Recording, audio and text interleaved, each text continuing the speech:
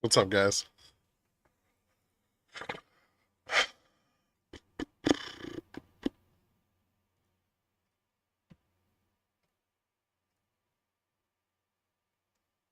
Boom.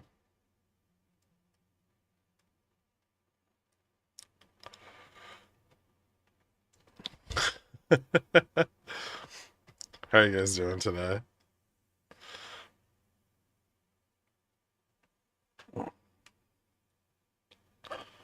Delta flip was under gamma flip for a bit. That happens. It's usually not very bullish.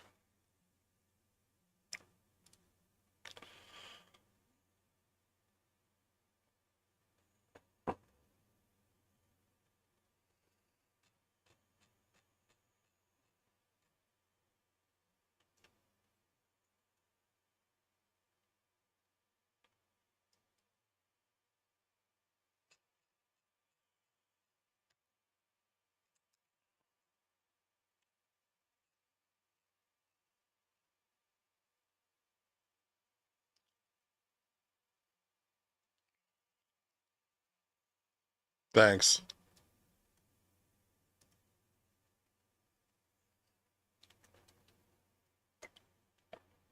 I'm working on it.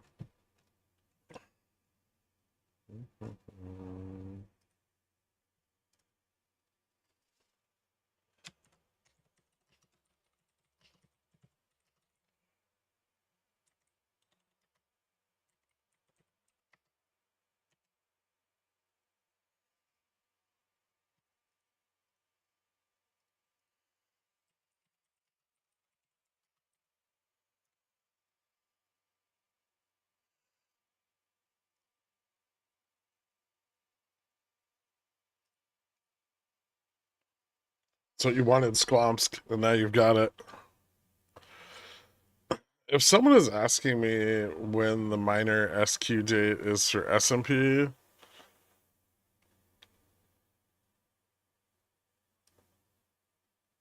what are they asking?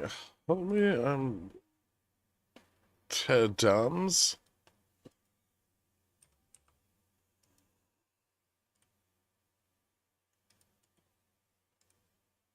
Did your child steal your phone?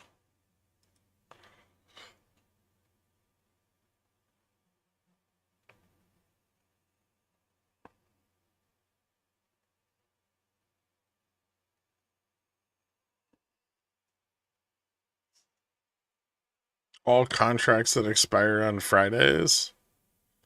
So like monthly and weekly expirations. And the major ones are March, June, September, December.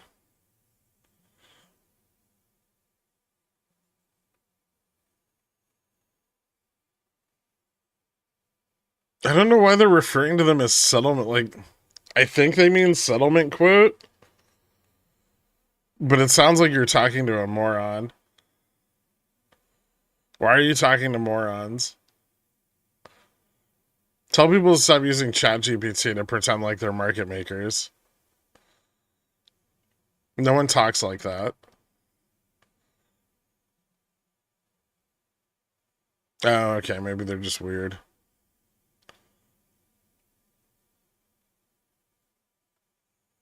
Is this what it means to ghost someone? I've been wrong this whole time. Do you guys remember during the GME thing when I got more and more transparent every day because I wanted to leave? Why didn't I leave?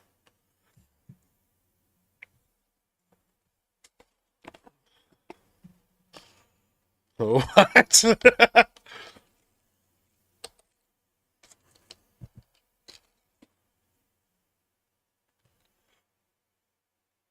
No, I'm not leaving. God damn it. If you left, Gamma Strike wouldn't be here. Hmm. True. The inflation data is already out. Well, today's inflation data. Yeah, it's special opening quote. He's talking about like settlement quote dates. So the quarterly expirations would be like major, and then minor are like the Fridays and end of month, like the SPXW contracts, the big SPXW contracts.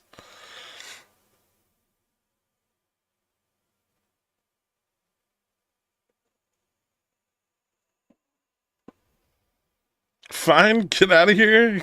Get out of town. We never want to see you again. Such a liar. How's your sex life, Mark?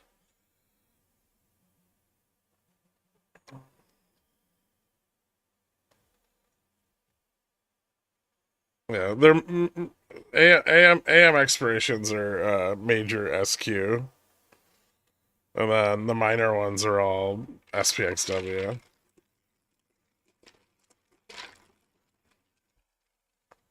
Good morning, Rare.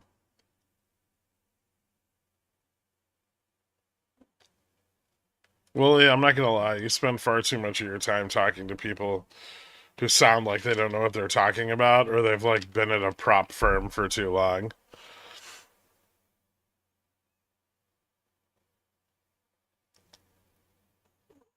What's up, Dork?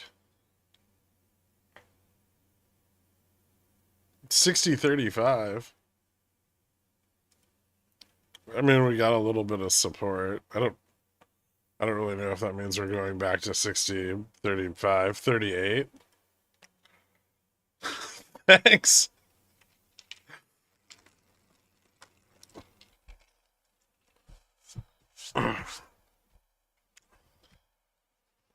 That's okay. Twitter's full of those guys.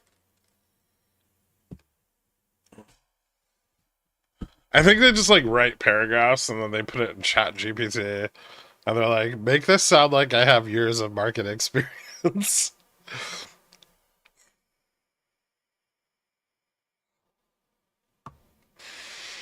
I left Twitter. I need to do that.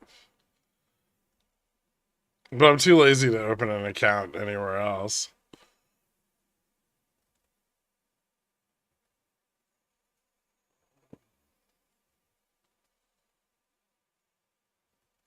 My SRF price alert just pinged. Weird.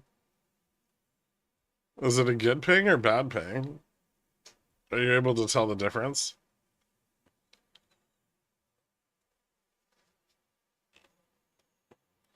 Ooh, Gamma goes positive at 60-20. Make a Tumblr. Wait, didn't they go out of business because they got rid of porn?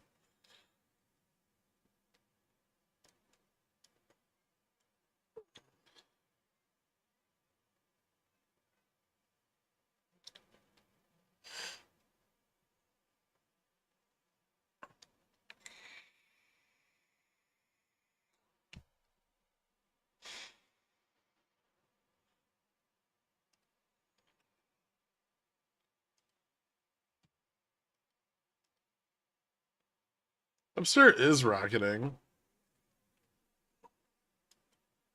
Their earnings are pretty good.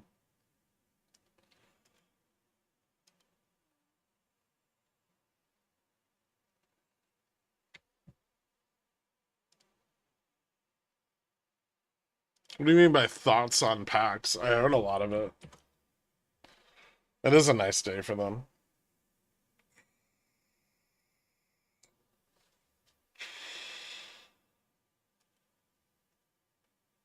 They had earnings this morning.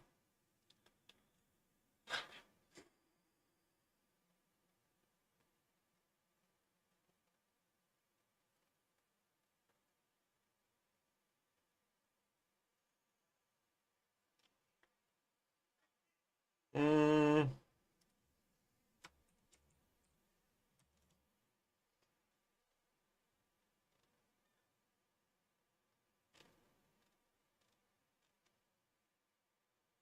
no, it's an exploration company. That sounds terrible. Halitosis. Fubo's getting awful close to 350. Time for selling puts. Probably time for me to close my calls. I don't know what Atomic's doing, but it is making it really hard for me to get assigned.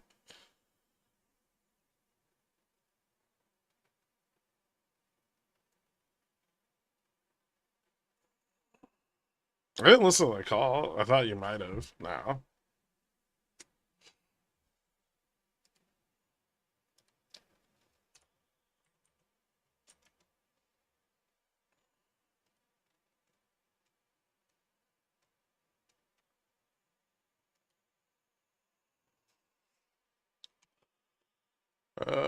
Reported distributable earnings of 58 cents a share, up from 47 cents.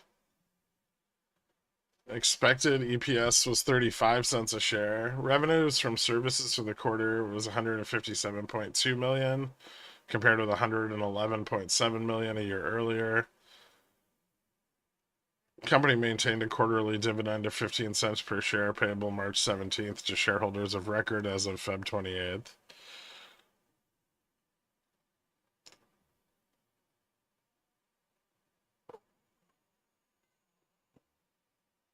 Frankly Fresh, thank you so much, man.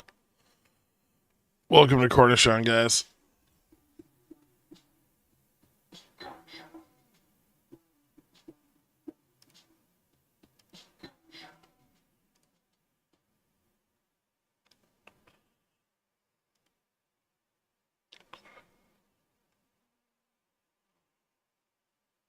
Coupons. Yeah, coupons. Since the implosion of the U.S. economy is priced in, how high are we going today? Mm, we could float back towards like the expected move. Bulls are going to want some padding before J-Pow speaks. That's where we're at about now. Like 60-28, 60-24. That was like the low end of the MM's expected move.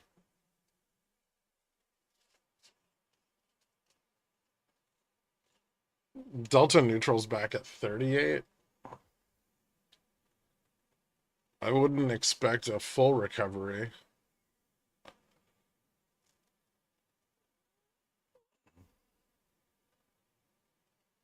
You have a PT on PAX, or is it simply a long-term hold, collect dividends? I mean, I have a price target on it, but I would also like to hold it for a long time and collect dividends.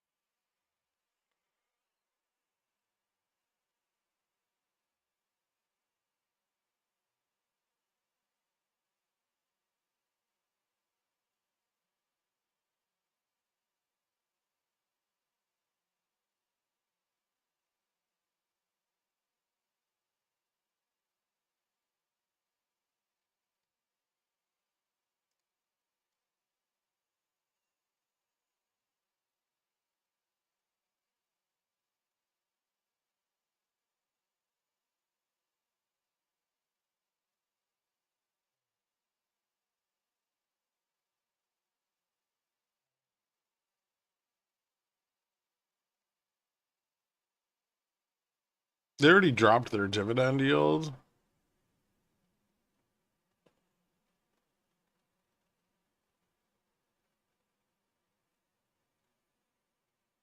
So, I don't know. I think there's about, like, reasonably, by like 2026, probably about 50% upside.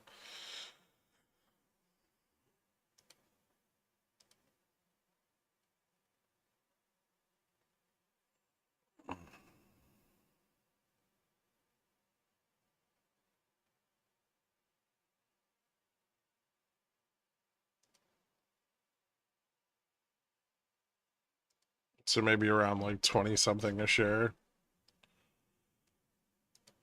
But I mean, they can keep growing beyond that. And the even at the current dividend yield, it's like pretty good.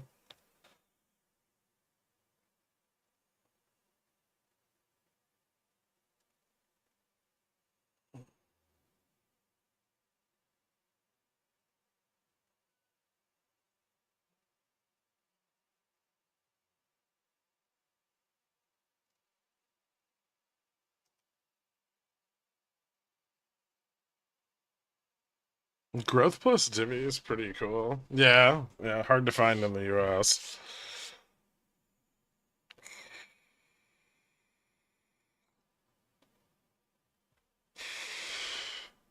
Your early AM write up this morning was fire. Guidance on the pivot at 6K, likely anchors for bulls bears to push depending on where we opened, was perfect. Thanks, man.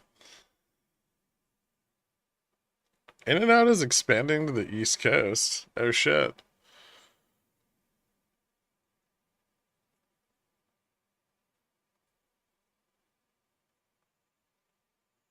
What stock? PAX. Any updated thoughts on Riley? Ooh, question. Is it above or below $5?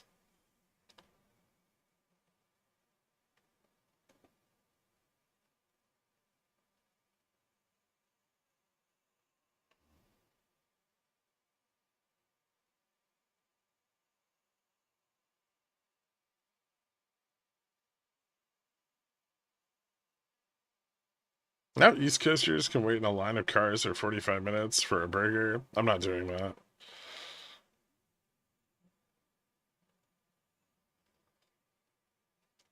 Sorry. In and Out's just not that good.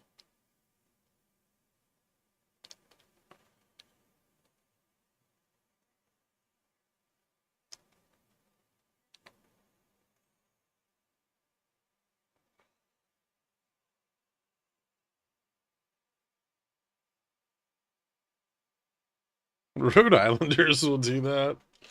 Nothing else to do.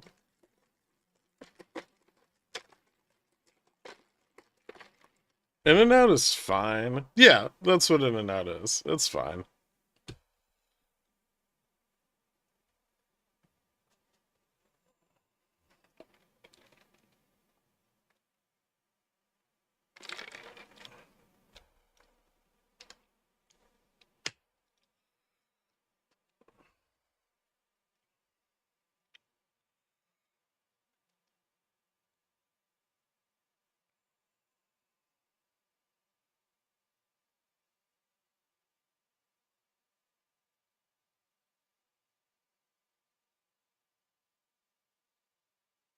I think it gets so much love because there's so many fast food places that aren't even fine. Yeah.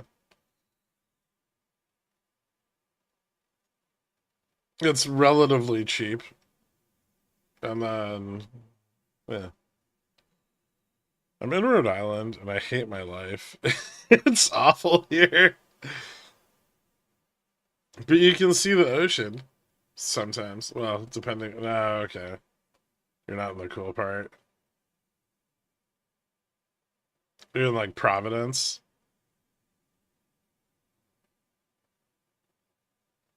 or like west of Providence.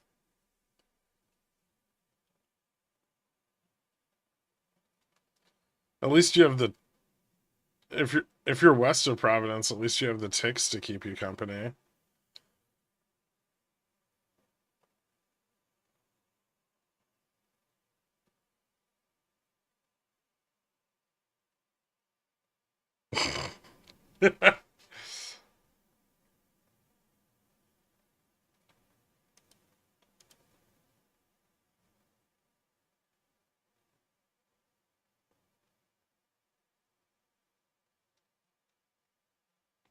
A little north. Oh, okay.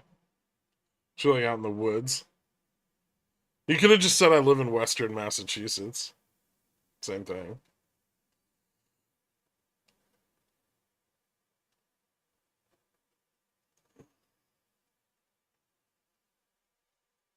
I hear that's a great place to be if you enjoy opiates.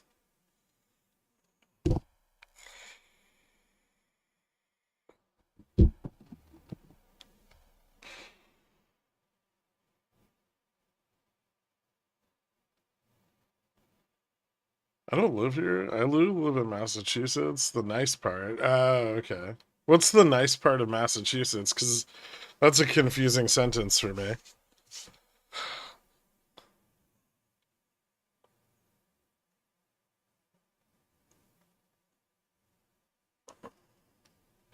Providence.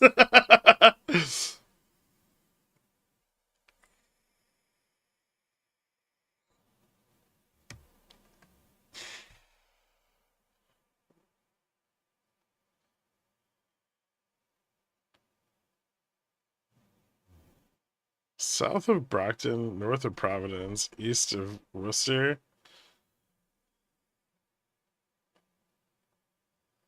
So in the woods.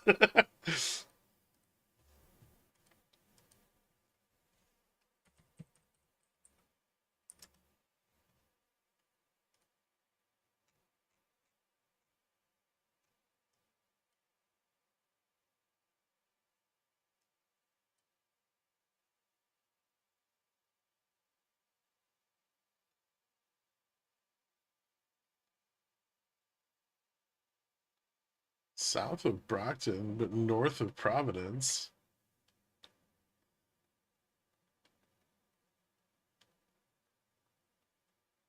It's like a really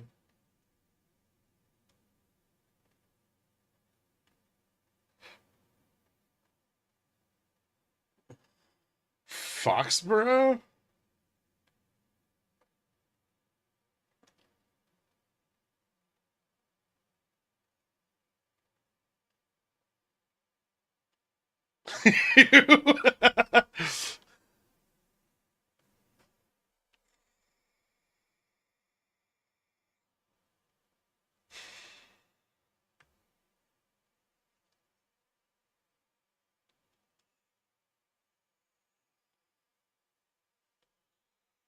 You said Palantir 115, 120 is resistance. Is that still the case? I don't know. Let me look. Shit changes in 3 days. Did we not push the fucking update for that?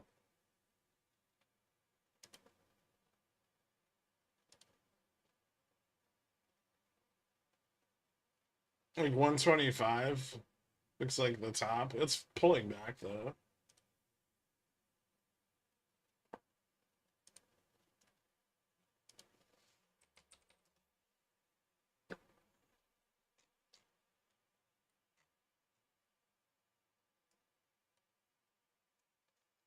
Huh.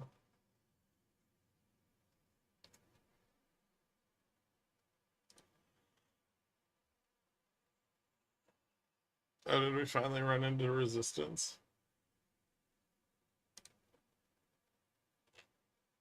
Ah, yes, the Delta flip.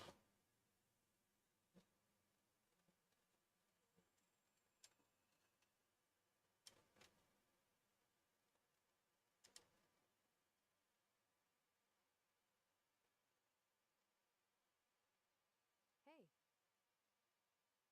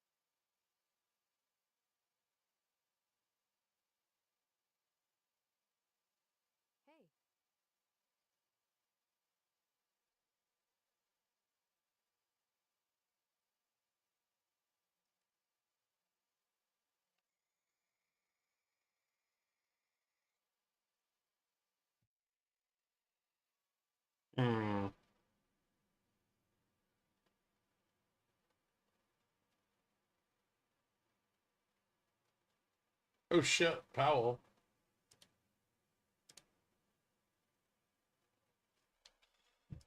I almost forgot.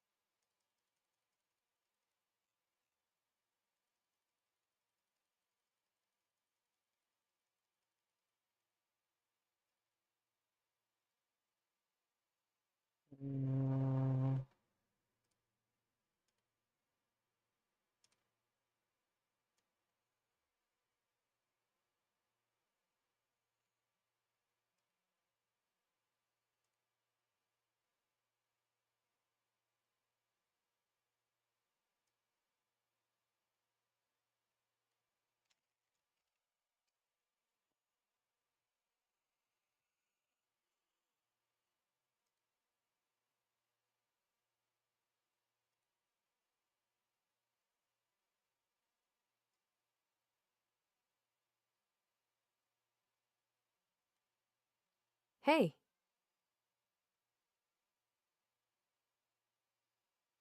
Hey.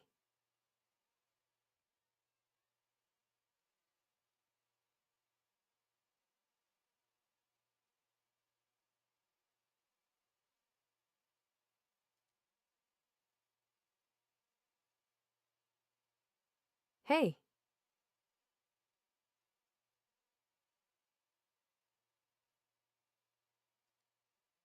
Hey.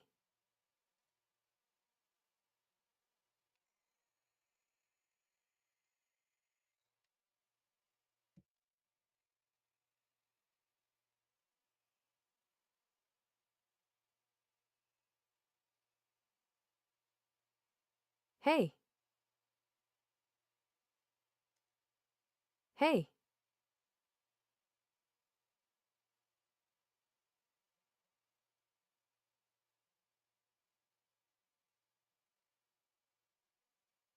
Hmm. Not a lot of support here. This is the gamma flip.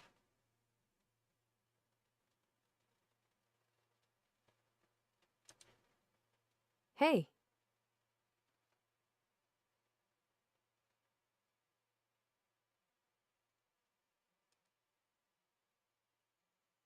Hey.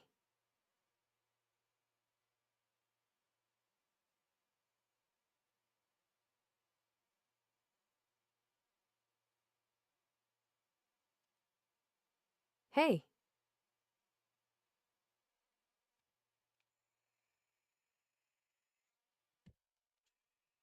I need to turn that down.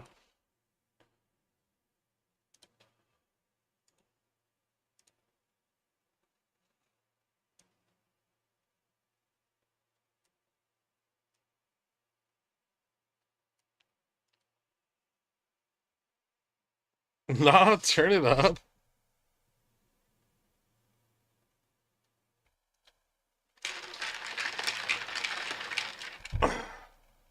It's gonna be really interesting to watch J-Pow talk about old CPI prints all day and not discuss the CPI print from today at all.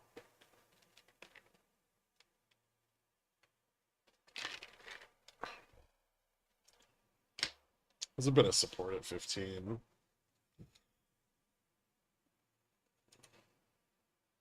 Hey.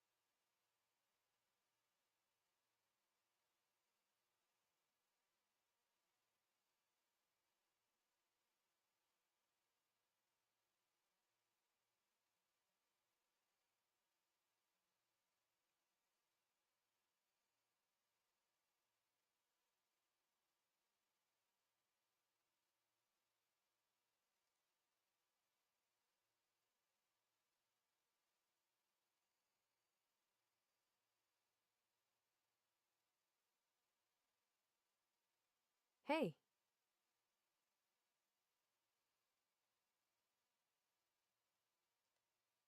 Hey. Hey.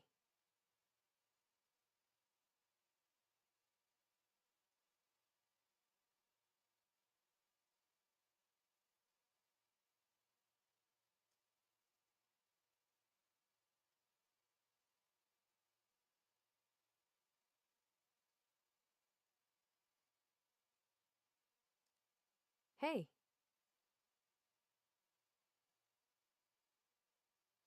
Is this gonna start?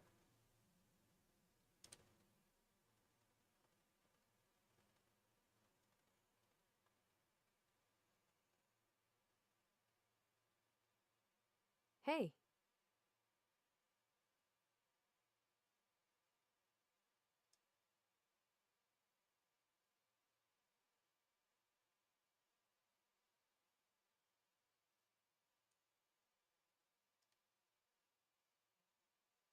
Hmm.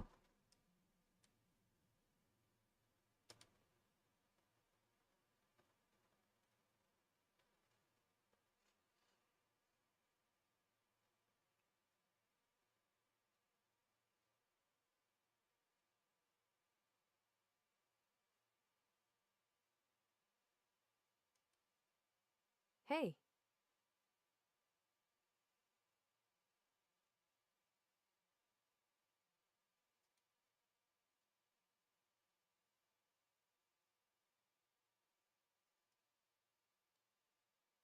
Hey. Hey.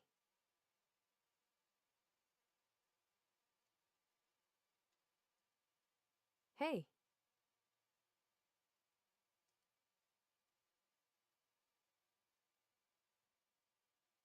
Hey.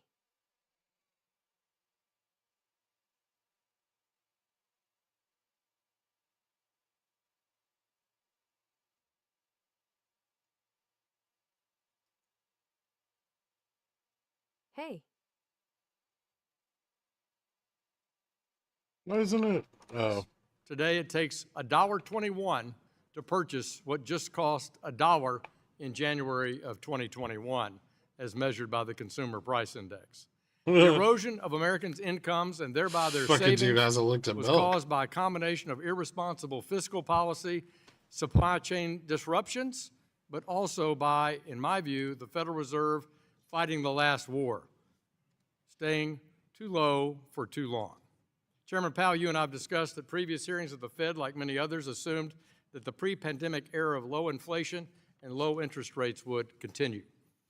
This belief was one of the reasons the Fed changed its monetary policy framework in August 2020, only 7 months before inflation began its 4-decade steep march upward in March of 2021.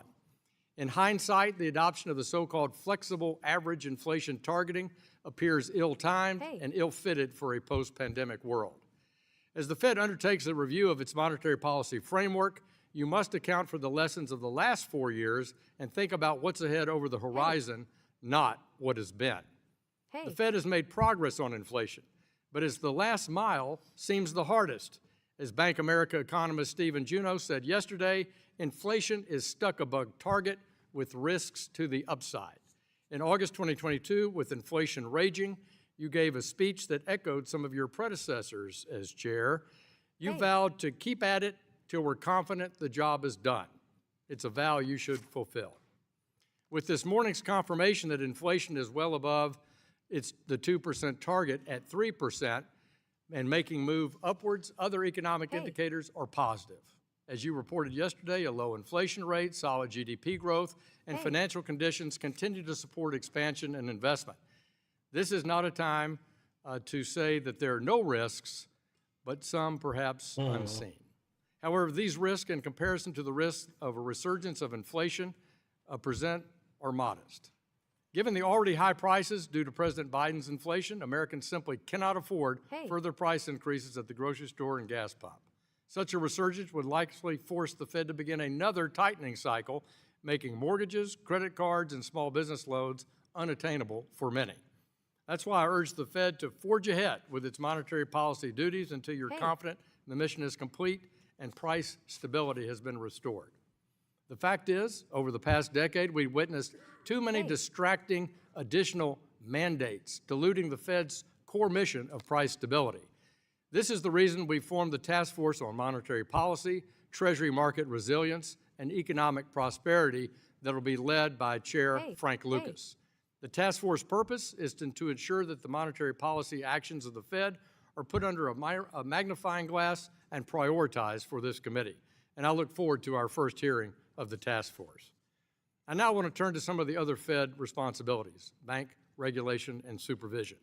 The Fed was created by Congress to be an independent agency. The intent is to insulate the Federal Reserve's monetary policy from political influence. Unfortunately, in the last 2.5 years of the Biden administration, the Fed took on serious liberties with its independence in the areas of supervision. In law, Federal Vice Chair for Supervision is to develop policy recommendations that then are been brought to the Board of Governors for consideration. In my estimation, over the years, you and the Board have been too deferential to the statutory Vice Chairman for Supervision. Vice Chair Barr turned the Basel III endgame rulemaking into a partisan attempt to propose a massive hike on capital on American banks, making them less competitive. The Fed has a chance right now to get back on the right track and preserve its independence for the long-term benefit of the American people. And with that, I yield back. Chair recognizes Mr. Lucas, the Chair of the Monetary Policy, Treasury Market Resilience, and Economic Prosperity Task Force, for 1 minute. Thank you, Mr. Chairman. While there are differences of approach in this room, a bipartisan guiding principle is that maximizing economic growth is the path to economic prosperity. It is the single greatest factor in delivering opportunity and improving the quality of life for the folks back home. The actions of the Federal Reserve and the machinery of monetary policy play an important role in economic stability. With the 5-year review of the monetary policy framework underway, I hope this will be an opportunity to evaluate the effectiveness of the Fed's toolkit and its vast influence on the lives of every American. The creation of the new monetary policy, Treasury Market Resilience, and Economic Prosperity Task Force will afford us the opportunity to dive deeper into this topic. Chairman Powell, thank you for being here. There are real issues that deserve our attention, and I hope today will be productive. I look forward to hearing your testimony on the state of the economy, where we're at, and where we're headed. Yield back, Mr. Chairman. Gentleman yields back. The chair recognizes Mr. Vargas, the ranking member of the Monetary Policy, Treasury Market Resilience, and Economic Prosperity Task Force, for 1 minute. Thank you very much, Mr. Chairman, and thank you, ranking member. And thank you, Chairman Powell, both for your years of public service and for appearing before our committee today. As a ranking member of the newly formed Monetary Policy, Treasury Market Resilience, and Economic Prosperity Task Force, I look forward to working with Chairman Lucas and the rest of my colleagues to address these important issues. The research is clear. Independent central banks perform better in carrying out their mandates than politically motivated central banks. The independence of the Federal Reserve is crucial to achievement of this dual mandate goals to maintain both maximum employment and stable prices. And although this dual mandate has been criticized by some, it continues to serve Americans well. It has not prevented the Fed from making substantial progress on driving down inflation, all the while avoiding a recession, which many saw as inevitable. I look forward to your testimony, Chairman Powell, and I yield back. Gentleman yields back. I'd like to turn to the gentleman from Michigan and yield to him for a point of personal privilege. Mr. Heisinger. Thank you, Chairman Hill. And as we all know, all good things must come to an end. And I want to take a minute to recognize someone who is leaving the committee, but has been an integral part of the oversight work Republicans have done over the last 5 years. Although Nicole Vo is all of 29 years old, something that we tease her about on a fairly regular basis, I quickly realized that despite her physical stature, she was a force to be reckoned with. Her dedication to my team, this committee, her colleagues, and this institution are something that we all should aspire to achieve. And Nicole has effectively served in various roles, from a professional staff member right out of law school to now Deputy General Counsel in this particular Congress. And her time with the committee, Nicole has worked on or led investigations into Sam Bankman-Fried, When and HR collapses call. of 2023, terrorist financing, So we get Barl on culture the and line. corruption at the FDIC, and the SEC's climate disclosure rule, just to name a few. And I've sat through her questioning, and it's fierce and tenacious and directed. Myself, my team, and frankly, the whole Financial Services Committee team can't thank Nicole enough for her work and what she has done on behalf of this organization. And like all good staffers, she has become a confidant, a sounding board, has the ability to say no in a very nice way, but in a very tough way as well. And although Nicole will be leaving the committee, her contributions will not be forgotten and are deeply cherished. So thank you, Nicole. We deeply appreciate all your work, and I yield back.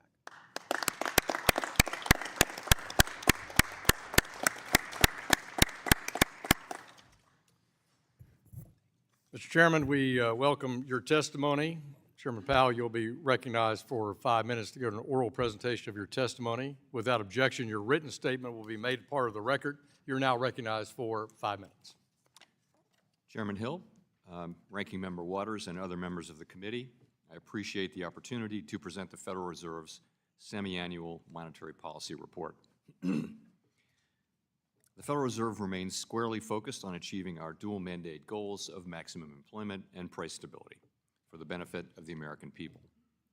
The economy is strong overall and has made significant progress toward our goals over the past 2 years. Oh, wow. The thing we've heard a million Labor times market conditions before. have cooled Yeah. from their formerly overheated state and remain solid. But the market likes to Inflation hear has things moved much over and closer over to our again. 2% longer run goal, though it remains somewhat elevated. We are attentive to the risks on both sides of our mandate. I will review the current economic situation before turning to monetary policy. Recent indicators suggest that economic activity has continued to expand at a solid pace. GDP rose 2.5% in 2000. Mr. Chairman, can we ask you to pull your mic a little closer, please? Thank you so much. Sure. Hey. Recent indicators suggest that economic activity has continued to expand at a solid pace. GDP rose 2.5% in 2024, bolstered by resilient consumer spending. Investment in equipment and intangibles appears to have declined in the fourth quarter, but was solid for the year overall. Following weakness in the middle of last year, activity in the housing sector seems to have stabilized. In the labor market, conditions remain solid and appear to have stabilized. Payroll job gains averaged 189,000 per month over the past 4 months. Following earlier increases, the unemployment rate has been steady since the middle of last year and, at 4% in January, remains low. Nominal wage growth has eased over the past year, and the jobs-to-workers gap has narrowed. Overall, a wide set of indicators suggests that conditions in the labor market are broadly in balance. The labor market is not a source of significant inflationary pressures. The strong labor market conditions in recent years have helped narrow long-standing disparities in employment and earnings across demographic groups. Inflation has eased significantly over the past 2 years, but remains somewhat elevated relative to our 2% longer run goal. Total PCE prices rose 2.6% over the 12 months ending in December, and excluding the volatile food and energy categories, core PCE prices rose 2.8%. Longer-term inflation expectations appear to remain well anchored, as reflected in a broad range of surveys of households, businesses, and forecasters, as well as measures from financial markets. Our monetary policy actions are guided by our dual mandate to promote maximum employment and stable prices for the American people. Since last September, the FOMC lowered the policy rate by a full percentage point from its peak, after having maintained the target range for the federal funds rate at 5.25% to 5.5% for 14 months. That recalibration of our policy stance was appropriate in light of progress on inflation and the cooling in the labor market. Meanwhile, we've continued to reduce our securities holdings. With our policy stance now significantly less restrictive than it had been and the economy remaining strong, we do not need to be in a hurry to adjust our policy stance. We know that reducing policy restraint too fast or too much could hinder progress on inflation. At the same time, reducing policy restraint too slowly or too little could unduly weaken economic activity and employment. In considering the extent and timing of additional adjustments to the target range for the federal funds rate, the FOMC will Left a assess gap at incoming data, 27. the evolving outlook, and the balance of risks. As the economy evolves, we will adjust our policy stance in a manner that best promotes our maximum employment and price stability goals. If the Hey, economy remains strong and inflation does not continue to move sustainably toward 2%, we can maintain policy restraint for longer. hey, If the labor market were to weaken unexpectedly, or if inflation were to fall more quickly than anticipated, we can ease policy accordingly. We are attentive to the risks to both sides of our dual mandate, and policy is well positioned to deal with the risks and uncertainties that we face. This year, we're conducting our second periodic review of our monetary policy strategy, tools, and communications, the framework used to pursue our congressionally assigned goals. The focus of this review is on the FOMC's Statement on Longer-Run Goals and Monetary Policy Strategy, which articulates the committee's approach to monetary policy, and on the committee's policy communications tools. The committee's 2% longer-run inflation goal will be retained and will not be a focus of the review. Our review will include outreach and public events involving a wide range of parties, including Fed Listens events around the country and a research conference in May. We will take on board the lessons of the last 5 years and adapt our approach where appropriate to best serve the American people to whom we are accountable. We intend to wrap up the review by late summer. Let me conclude by emphasizing that at the Fed, we'll do everything we can to achieve the dual mandate goals Congress set for monetary policy. We remain committed to supporting maximum employment, bringing inflation sustainably to our 2% goal, and keeping longer-term inflation expectations well anchored. Our success in delivering on these goals matters to all Americans. We understand that our actions affect communities, families, and businesses across the country. Everything we do is in service to our public mission. Thank you, and I look forward to our questions. Thank you, Mr. Chairman. Chairman yields back. I want to recognize the ranking member of the full committee, Mrs. Waters from California, for a 4-minute opening statement. Good morning, everyone. A welcome, Chair Powell, to our country is on the precipice of an economic disaster unlike anything we've seen in recent memory. While Trump promised lower prices for working-class families, we're seeing the exact opposite. In fact, grocery prices are rising. According to the Labor Department, eggs are up 40%, more expensive than they were even a year ago.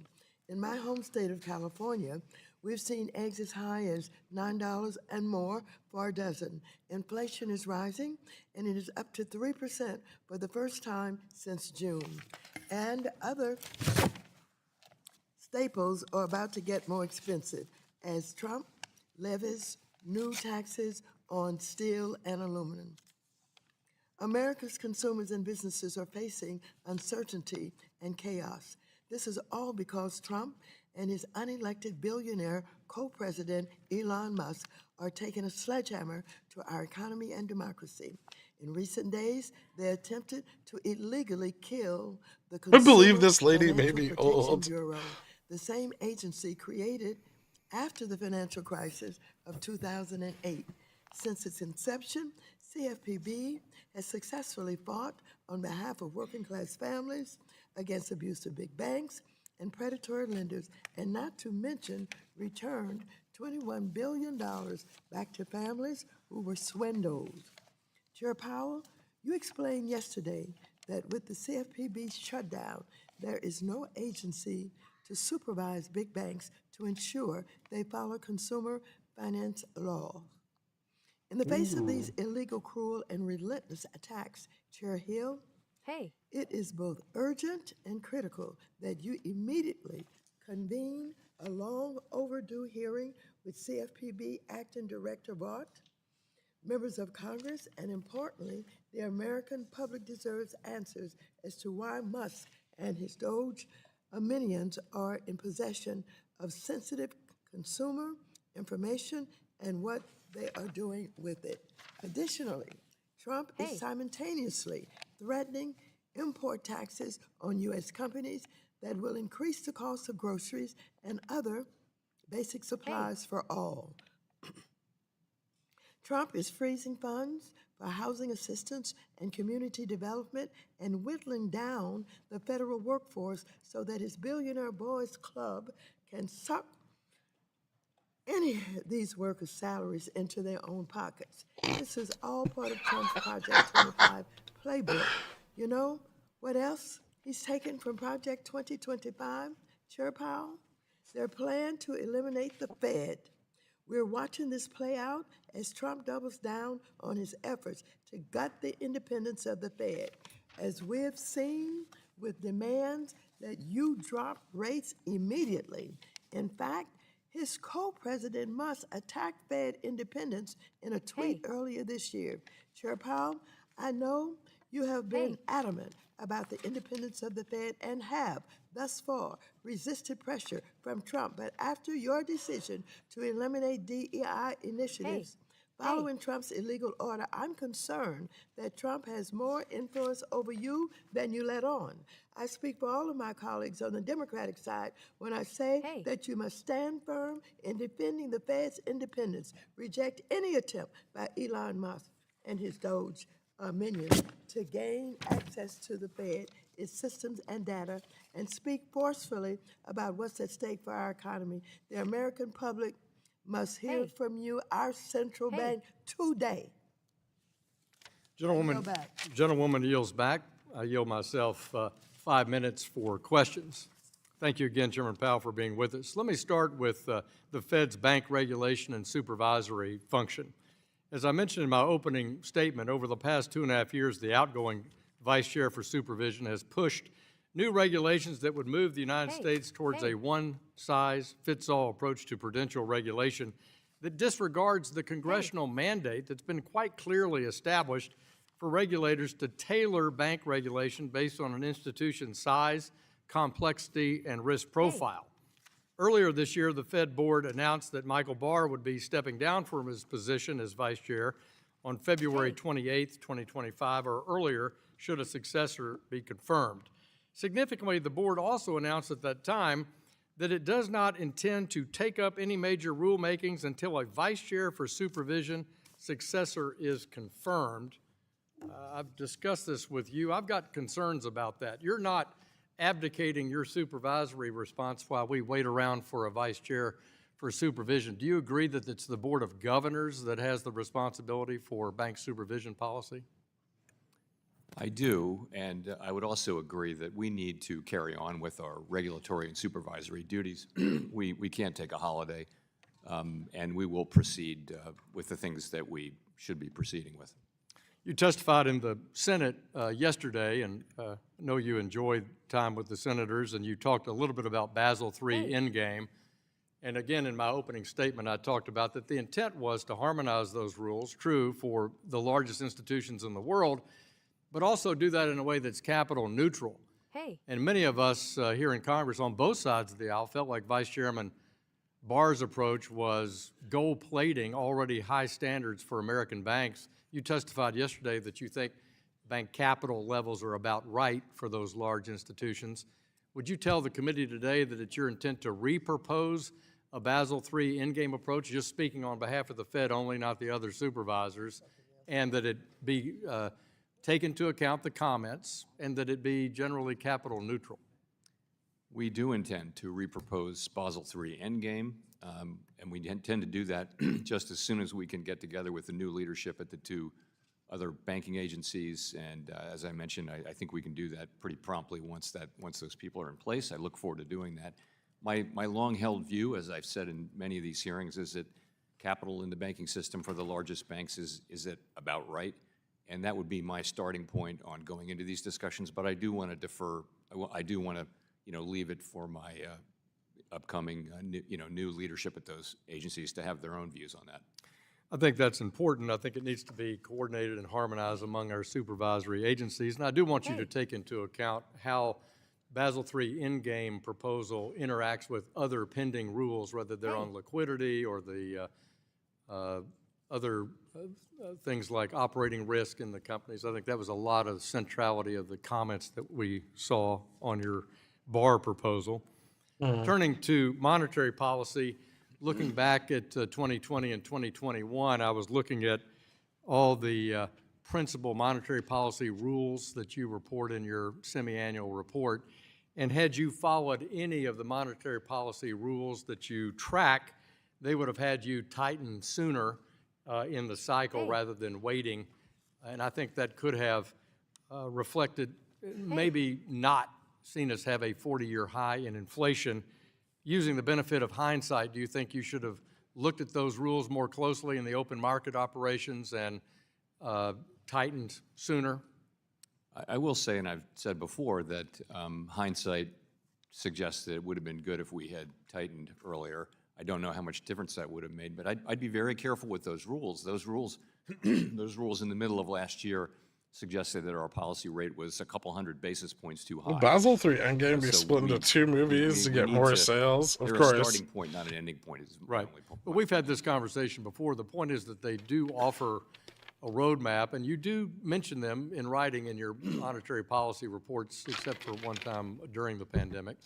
And I think, though, that you're adding that to your reference point in your What did he say out loud? forward guidance and in your communications, I think would be important. Can you tell us about the review of the inflation targeting and when you expect to complete that?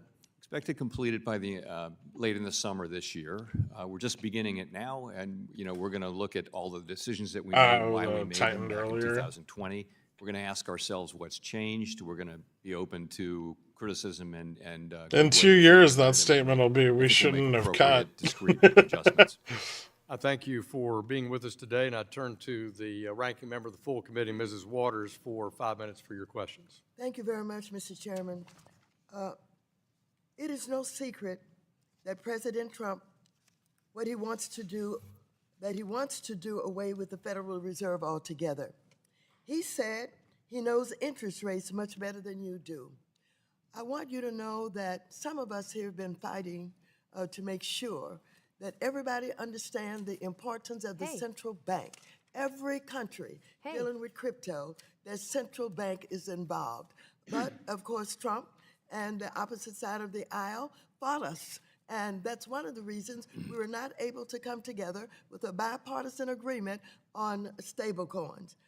You previously said Why is that Netflix you would above not 1,000? resign 'Cause they make if money. Trump asked you to do that. Do you stand by that commitment? I have no changes to that. I can't hear you. Yes. Thank you. Please let the record that adequately. I appreciate that because you have a right to your position not to be interfered with by law, I believe, or even Constitution. When Musk comes knocking at the Fed's door, are you going to let him in? I don't have Bitcoin's anything gonna for get you on that. smacked.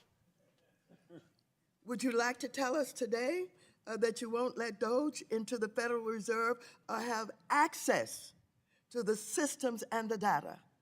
So I don't have any, we've had no contact, and I don't really have, I have nothing for you to report today on that. Well, you know what happened at Treasury, and you know what happened over at the CFPB, and the people of this country are being violated because all of our privacy is being taken up by Elon Musk and Trump, and we don't know what all they have on us, our bank accounts, everything that in our lives. So I want to protect it in the Fed. Mr. Powell, the last time you testified before this committee, you said, and I quote, "Really successful institutions in the United States generally are those that do a really good job on diversity and get the best out of people and attract a broad, diverse range of talents to the table.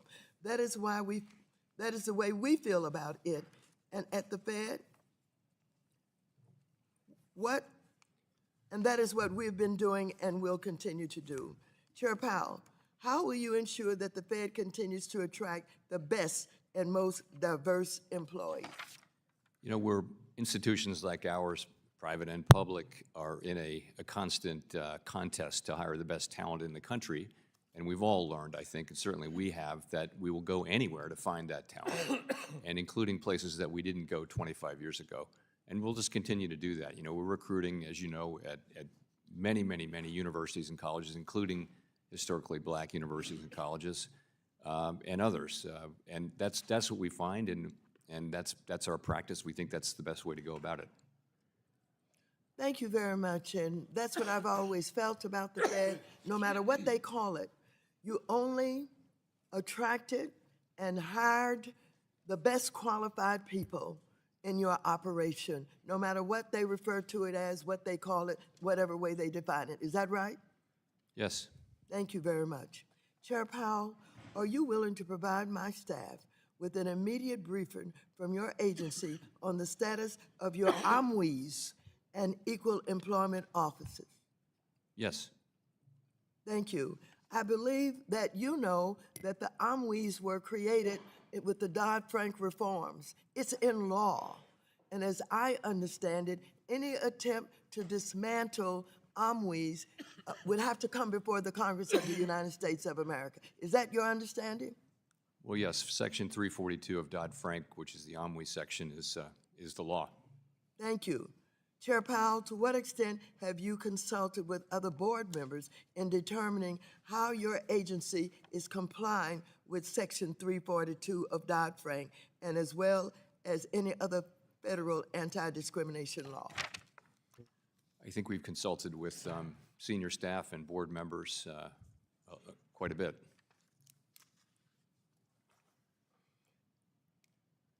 Chair Powell, days after his inauguration, President Trump issued an executive order on digital assets, which includes a prohibition on central bank digital currencies, or CBDCs. The executive order banned any, quote, form of digital money or monetary value denominated in the national unit of account that is a direct liability of central bank, end quote. I'm concerned that this extremely broad definition could go far beyond CBDCs. Well, thank you very much. My time is up, but I appreciate your presence here today, and I appreciate your willingness to stand up for your right to be Gentlewoman's the time chair. has expired. Running into I resistance here. now yield back. Thank you. But I do invite the chairman to respond to the gentlewoman's question on CBDCs in writing. And now we turn to the vice chair of the full committee. There's a big synthetic Gentleman short at from Michigan. 60-50, sold calls Thank at you, Mr. Chairman, 45. and Chair Powell, good to see you again. 40s is the top of the bot You had calls. talked a little bit about your review. 40, I'm gonna 35, start top of the there. bot calls. Obviously, a lot has changed in the last 5 years. And we're just Pandemic, above inflation, GN. higher interest rates, name a few. However, I believe your dual mandate of maximum employment and stable prices should remain the ultimate objective. I assume you agree with that. I let the record reflect slight head nod on that, I guess. This committee is going to be very focused on monetary policy, and with my good friend from Oklahoma, Mr. Lucas, chairing a task force that I'm happy to be a part of. We're going to be addressing some of those issues. Chair Hill touched on some of the rules that have been discussed. I, for one, have always been particular to Taylor rule, but there's a number of rules. I know you go through those. At one point, I suggested that we could call it the Yellen rule with Chair Yellen, but there needed to be some sort of public declaration of what to benchmark against, and I still feel that that is of some importance. You outlined your timeline on this particular review, but I'm Spicy. curious, do you believe that the last policy framework limited the Fed's response to raising inflation? This is a something weird that push you on talked about over futures. the years? No, I'll tell you why we didn't raise rates. We thought the inflation was transitory. I can show you forecasts from the end of 2021 by us, by staff, by the blue chip. Everybody thought it was going to be transitory. That's why we didn't raise rates. And I also distinctly remember a hearing where you and Secretary Yellen at the time were sitting next to each other, and it looked like you visibly scooted away when I asked you both whether it was still transitory, and you had, for the first time ever, a separate answer. Her answer was yes, it still was transitory. You gave a very Fed speak answer of, we no longer believe the data shows that, so no. And we, to kind of. Why go is Chair this Hill's, recovering? Leverage I up. think that might have been a little late on that.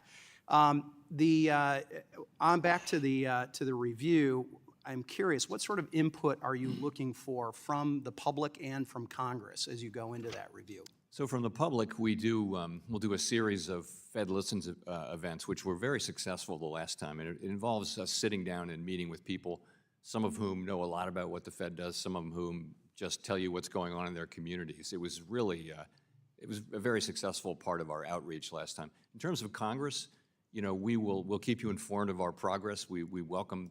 I'm not sure we anything can you may hold offer. these prices, But you know, it's a public. We're open to the public on this. It's a did public get a review as distinct almost from a test what of we were doing 50. before, and so we're welcoming views from all over.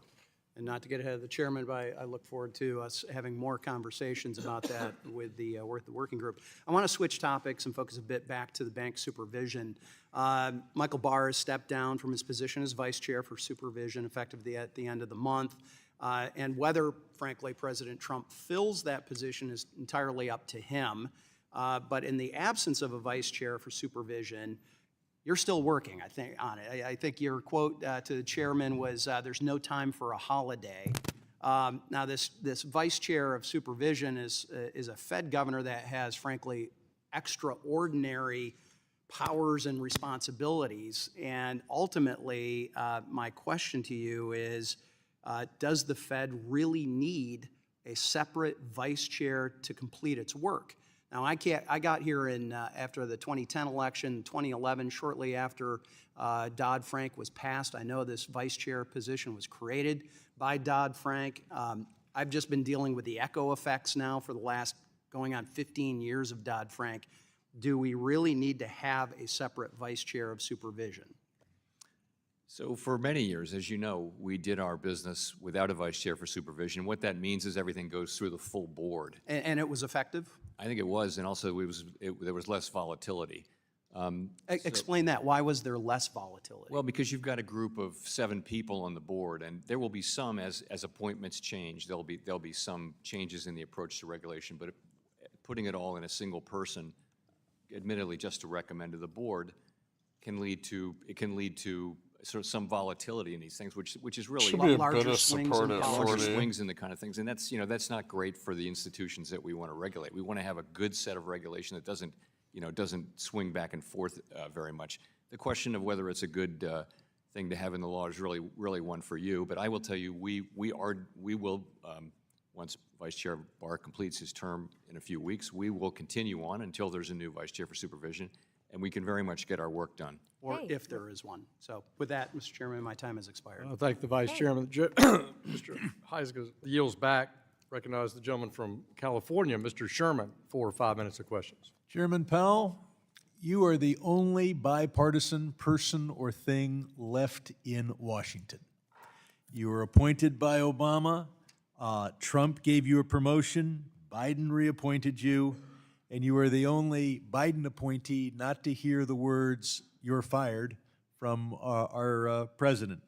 So I hope we listen to what you have to say, because you're the only person or that I can identify in Washington that has support on both sides of the aisle. Mr. Huizenga mentions the importance of your dual mandate.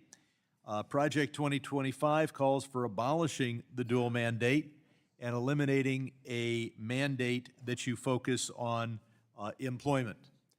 If we were to give you just one mandate dealing with price stability and take away the mandate on employment, over the next 10 years, would our GDP be higher or lower?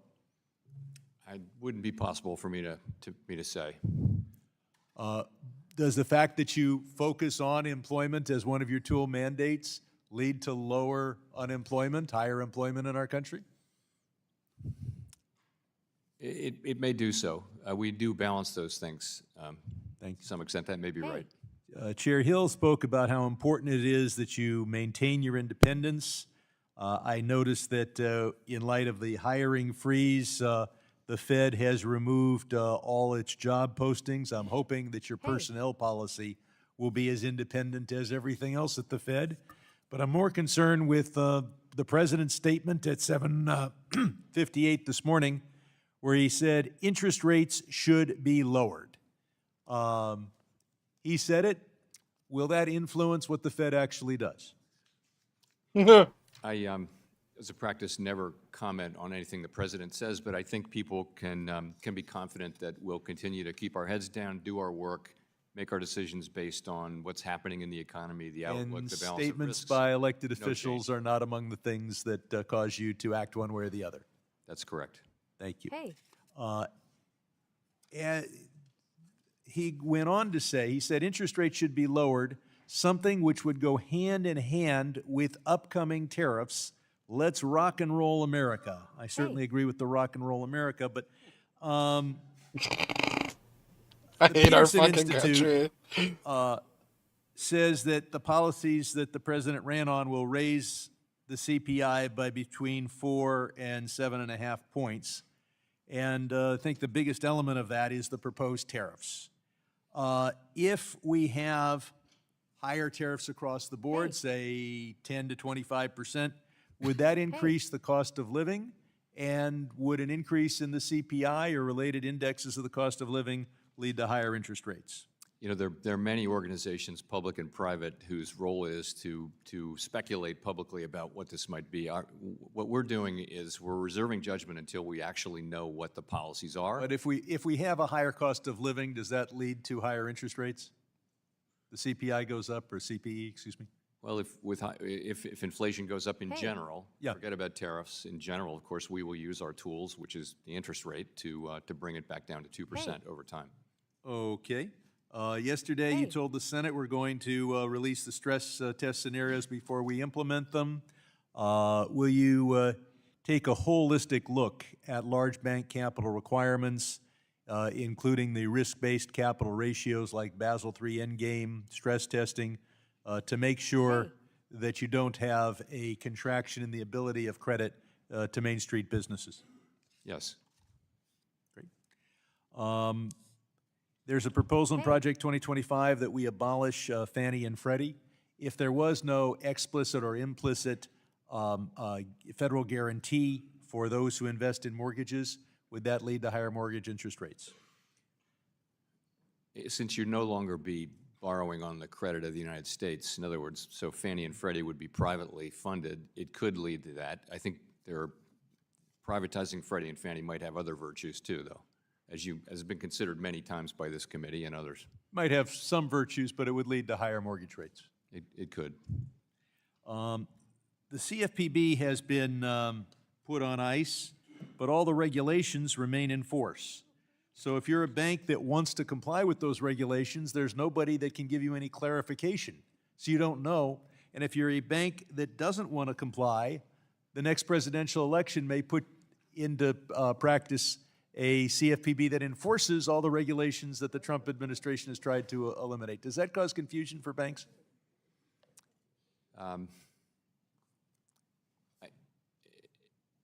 You're speculating about what the situation might be. I would say that it could. Yeah. I yield back. Gentleman yields back. I now recognize myself for 5 minutes. Chair Powell, let's talk about the balance sheet.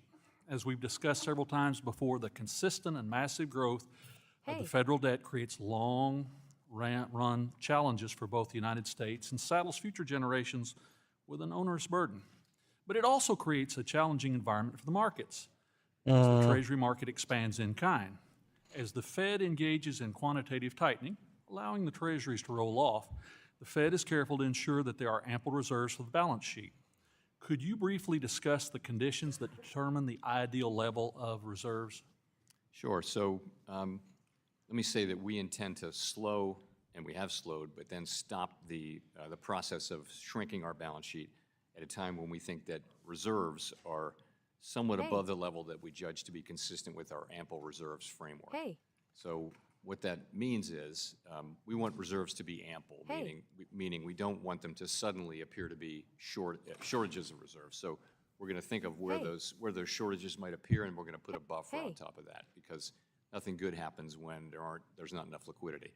So that's our overall framework. And right now we feel like all the evidence suggests that reserves are still abundant, which is more than ample. As you know, in early 2021, the Fed stated that it would invite comments on the supplemental leverage ratio. That Back has below not happened. TN. I've made the point that the growth of the U.S. Treasury market paired with a decreased willingness of banks to act as intermediaries is a major issue on the horizon. When former Treasury Secretary Yellen was before this committee last year, I asked her about the resiliency of the Treasury market, specifically about the wisdom of permanently modifying the SLR. She said it's something that the banking regulator should consider. Does the Fed plan to finally look at the SLR? Hey, Yes, I believe we will. I have, for a long time, like others, been somewhat concerned about the levels of liquidity in the Treasury market. The amount of Treasuries has grown much faster than the intermediation capacity has grown, and one obvious thing to do is to reduce the effective supplemental leverage ratio, the bindingness of it. So that's something I do expect we will return to and work on with our new colleagues at the other agencies and get done. Because I think my colleagues are aware that over the course of recent times, literally we have 8 times as much debt to process, but only half as many major market makers. The Federal Reserve is not immune to politics. You, like every Fed governor, go through a lengthy confirmation process in the Senate. And of course, you're required to answer to Congress in hearings like this. I can trace a major political turning point at the Fed to the passage of Dodd-Frank, which greatly expanded the Fed's regulation and supervision authority. Chairman Powell, do you worry that the independence of the Federal Reserve's monetary policy function is in any way hindered by its role as a bank regulator? Can you do both? Well, we can and we do, and we'll continue to do that. Clearly, the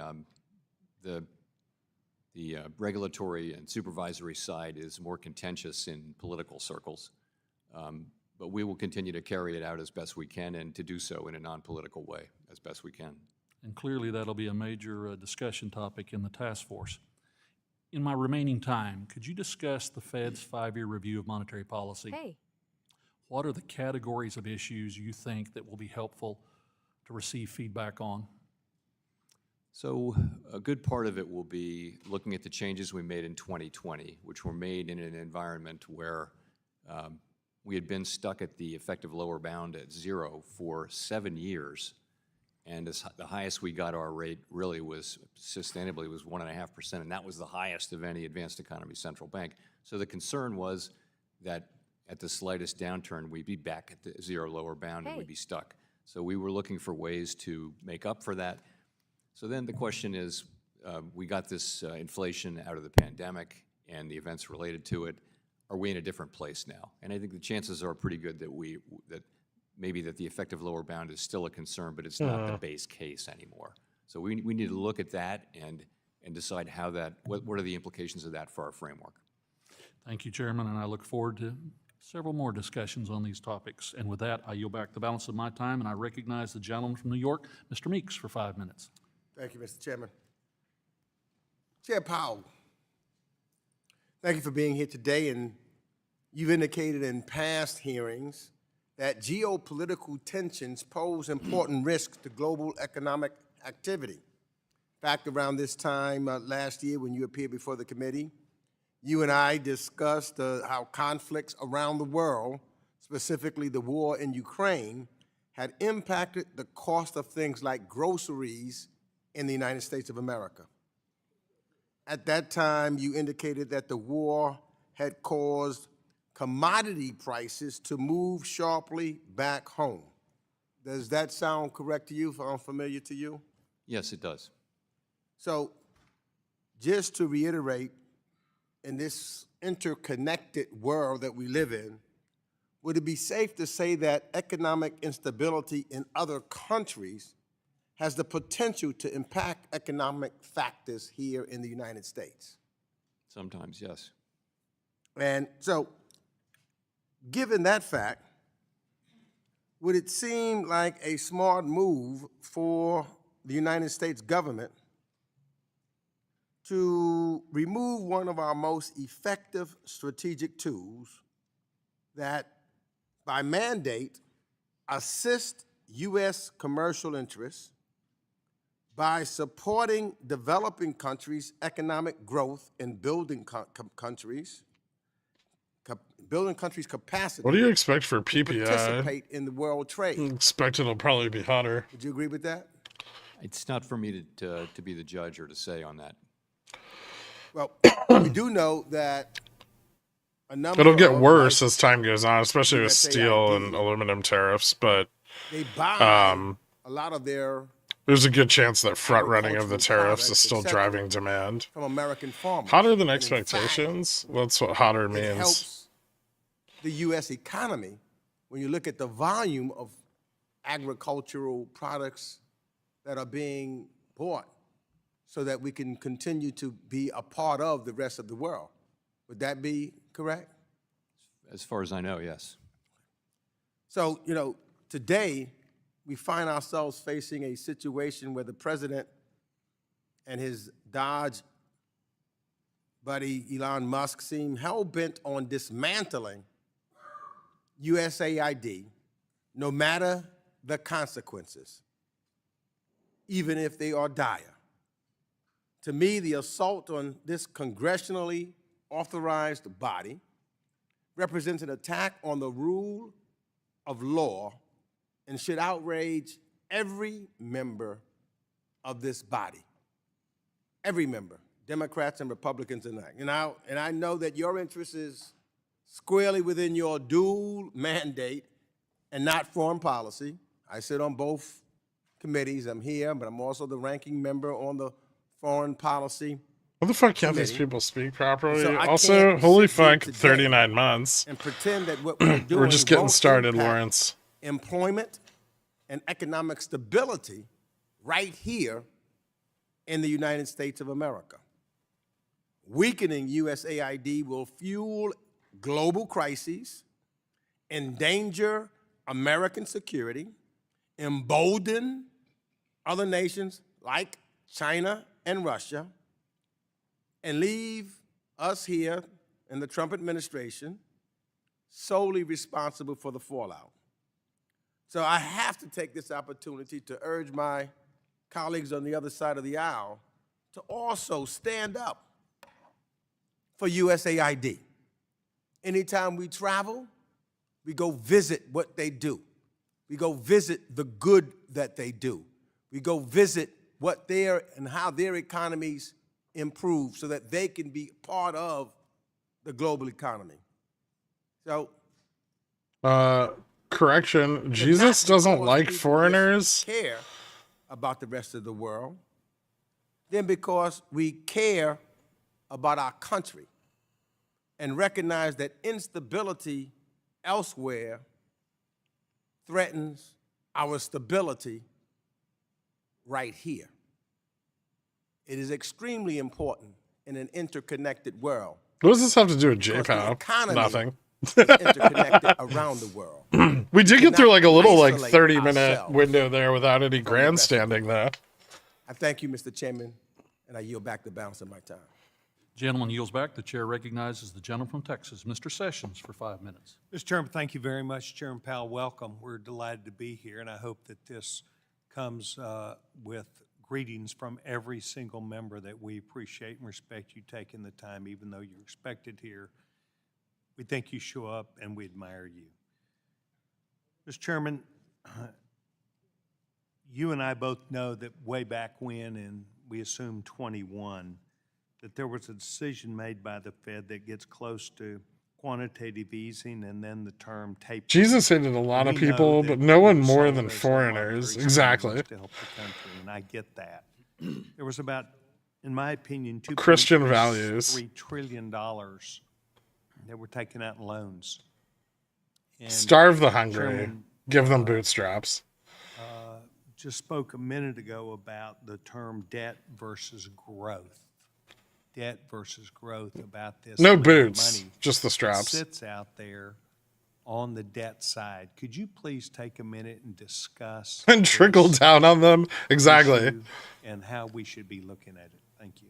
Sorry, Mr. Sessions, are we talking about asset purchases that we made during the? We are. We're talking about when the Fed went and sold wait. treasuries.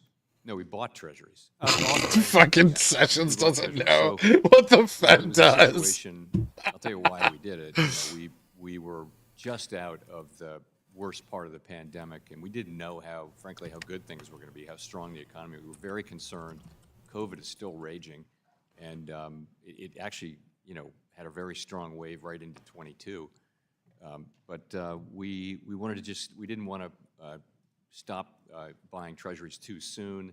because that has a stimulative effect on the economy, because we didn't want to provoke an unwanted tightening in financial conditions at a time when we thought the economy was still vulnerable. You look back in hindsight, we probably could have done that earlier and halted purchase earlier. In any case, we turned right around and started shrinking the balance sheet, and we've gotten. You moved it from about 120 a month to 110. Well, we're down now. We've been tapering for 2 years now, and we're down That's more correct. than $2 trillion. So, and we're still going. So that's why we did what we did. Tell me what that looks like in the longer term aggregate versus with what the chairman said, debt versus growth. Because we believe the debt remains and the growth is not equaling that ability to pay it back. So what happens is we borrow money to cover the spending that Congress has done.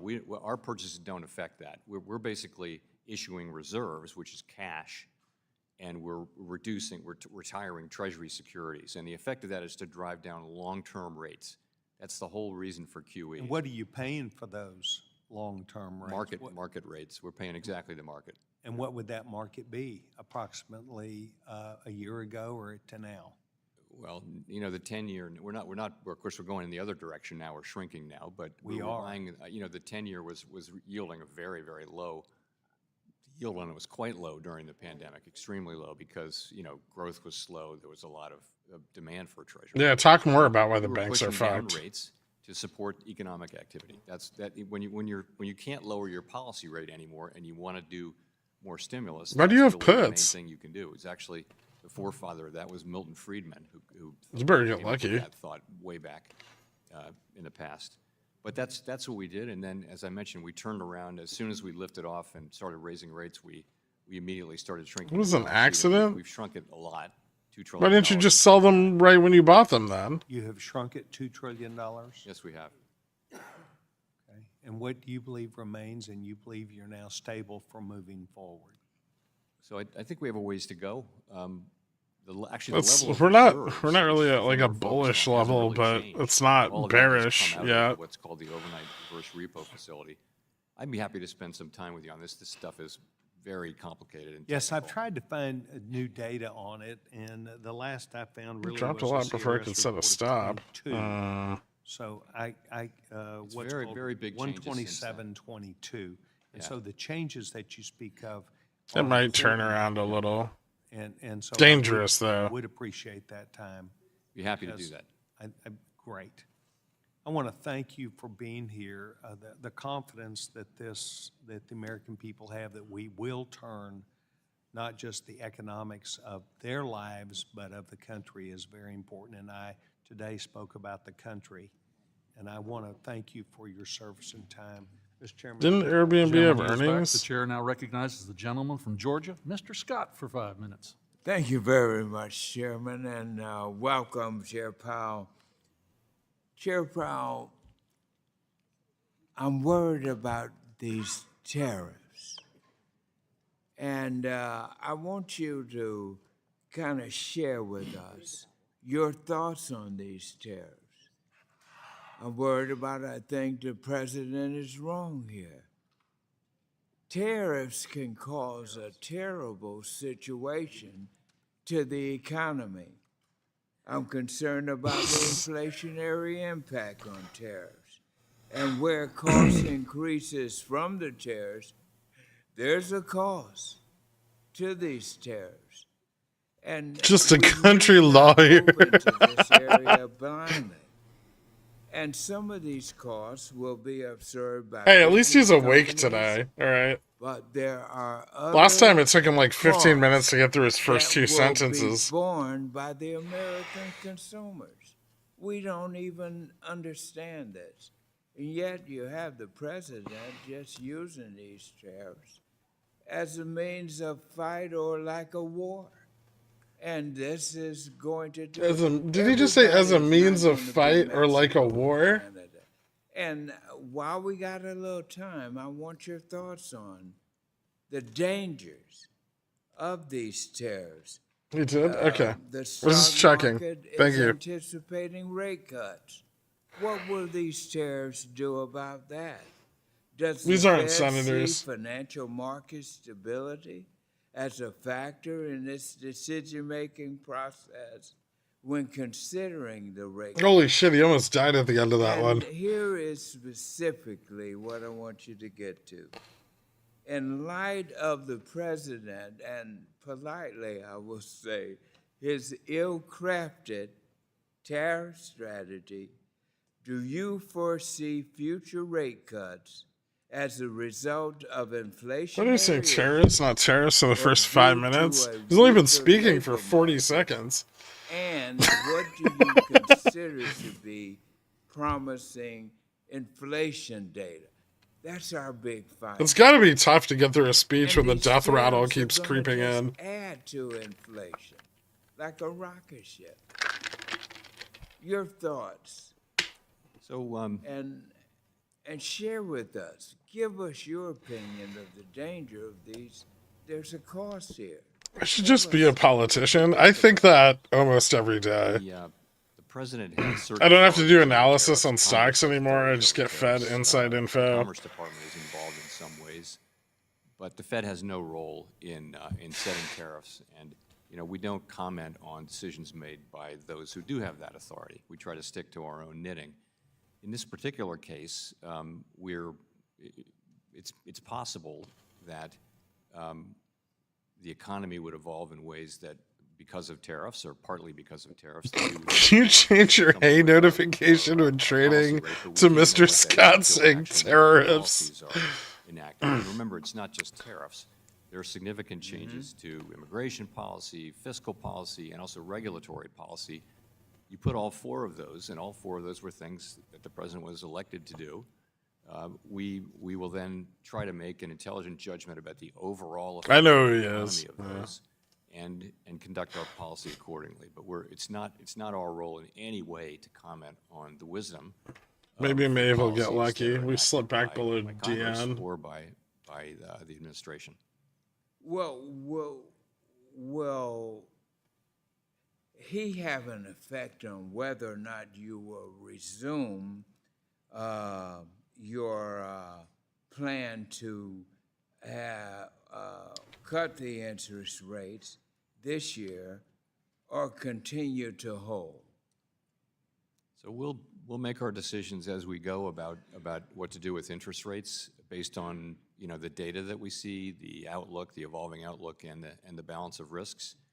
And we'll be considering all of those things. We won't be focusing distribute on any particular harder. policy, and I can't tell you what we'll be doing, because it will really depend. It's a fairly uncertain environment right now. Yeah. The underlying economy is very strong, but there's some uncertainty out there about new policies. We're just going to have to wait and see what the effects of those policies are before we think about what we can do. Well, all I want to say, God bless you. I know your strength. We've worked together over the years on many things, Hey. and this nation is grateful that we have you, your wisdom and intellect at this time. I agree, but the gentleman's time has expired. Stop glazing him. Chair now recognizes the gentlelady from Missouri, Ms. Wagner. Hey, I thank the chair, and it's good to see you again, Chairman Powell. Chair Powell, under the Biden administration, American families were hit with a huge stealth tax from, as we've spoken about, inflation that drove up grocery prices and led to high rates on things like mortgages and car loans. Since 2021, the average Missouri household is paying about $1,100 Who more cares? per month due to inflation.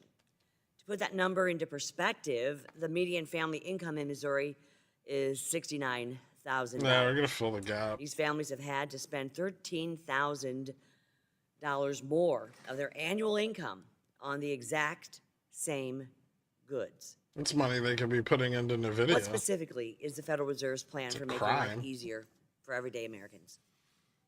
So the best thing we can do for Americans is to Raise interest rates? vigorously pursue both stable prices and maximum employment. That's not the word. We're trying to get back to a long expansion where prices are stable around 2%. You seem to be there on labor, as you've pointed out, so tell me what else. Sorry? You seem to be there on labor, so what else? You know, I would say we're close but not there on inflation. And you did see today's inflation print, which says the same thing. I mean, we've made great progress toward 2%. Last year, inflation was 2.6%. So great progress, but we're not quite there yet. So we want to keep policy restrictive for now so that we can see. We're definitely not there for 30-year mortgages, you know, upwards of 7%, Chair Powell. So let me switch topics. I continue to believe that as we've spoken about, and as was brought up prior colleagues here, that the federal banking agencies, including the Federal Reserve, should scrap the flawed Basel III endgame proposal and start over. You talked a little bit about how you plan to perhaps do that, and a timeline potentially. But how will the public, Chair Powell, be able to provide comments on any revised proposal as required by the Administrative Procedures Act?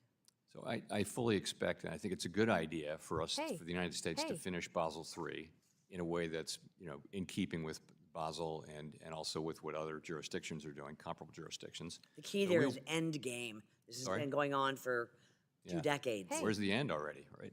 So, you know, we'll put all of that out for comment again and welcome the comments for all commenters. I should make sure we're following the Administrative Procedure Act. Oh, yes. As you move forward. We will. Chair Powell, I understand you are interested in making the stress test scenarios that assess how a bank will perform through a crisis more transparent. As things stand now, while the Fed may make some information public, it doesn't show its math, which makes it difficult to assess the robustness and analytical rigor of the stress tests. Recently, the Federal Reserve announced that due to the, quote, evolving legal landscape, it would begin to take public comment on its stress test models and annual scenarios. Can you describe describe the changes in the legal landscape that have caused the Federal Reserve to suddenly seek public comment on its stress test regime and why it did not seek public comment from the beginning? So we're an agency that's strongly committed to following the law as written by Congress and as interpreted by the Supreme Court. In the past few years, we've seen a string of administrative law cases from the Supreme Court which are dealing with different issues, but there's a common theme, and that is significantly less deference to the views of agencies as compared to those of courts. Also just a raised expectations for compliance with the Administrative Procedures Act. We take that very much to heart, and this is one of the things that we're doing because of that, and we feel the appropriate... You can look at things like Chevron deference, you can look at the EPA ruling by the courts, and they're returning the power back to the people and the Congress, not the administrative state, not those agencies and rulemakers.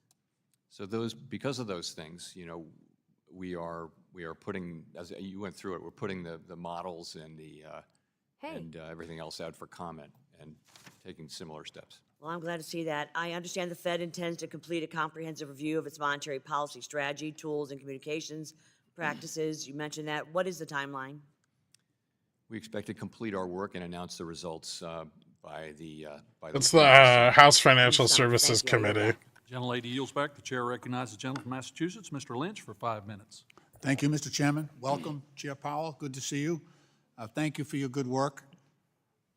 Chairman Powell, the Senate just filed a bill called the Genius Act.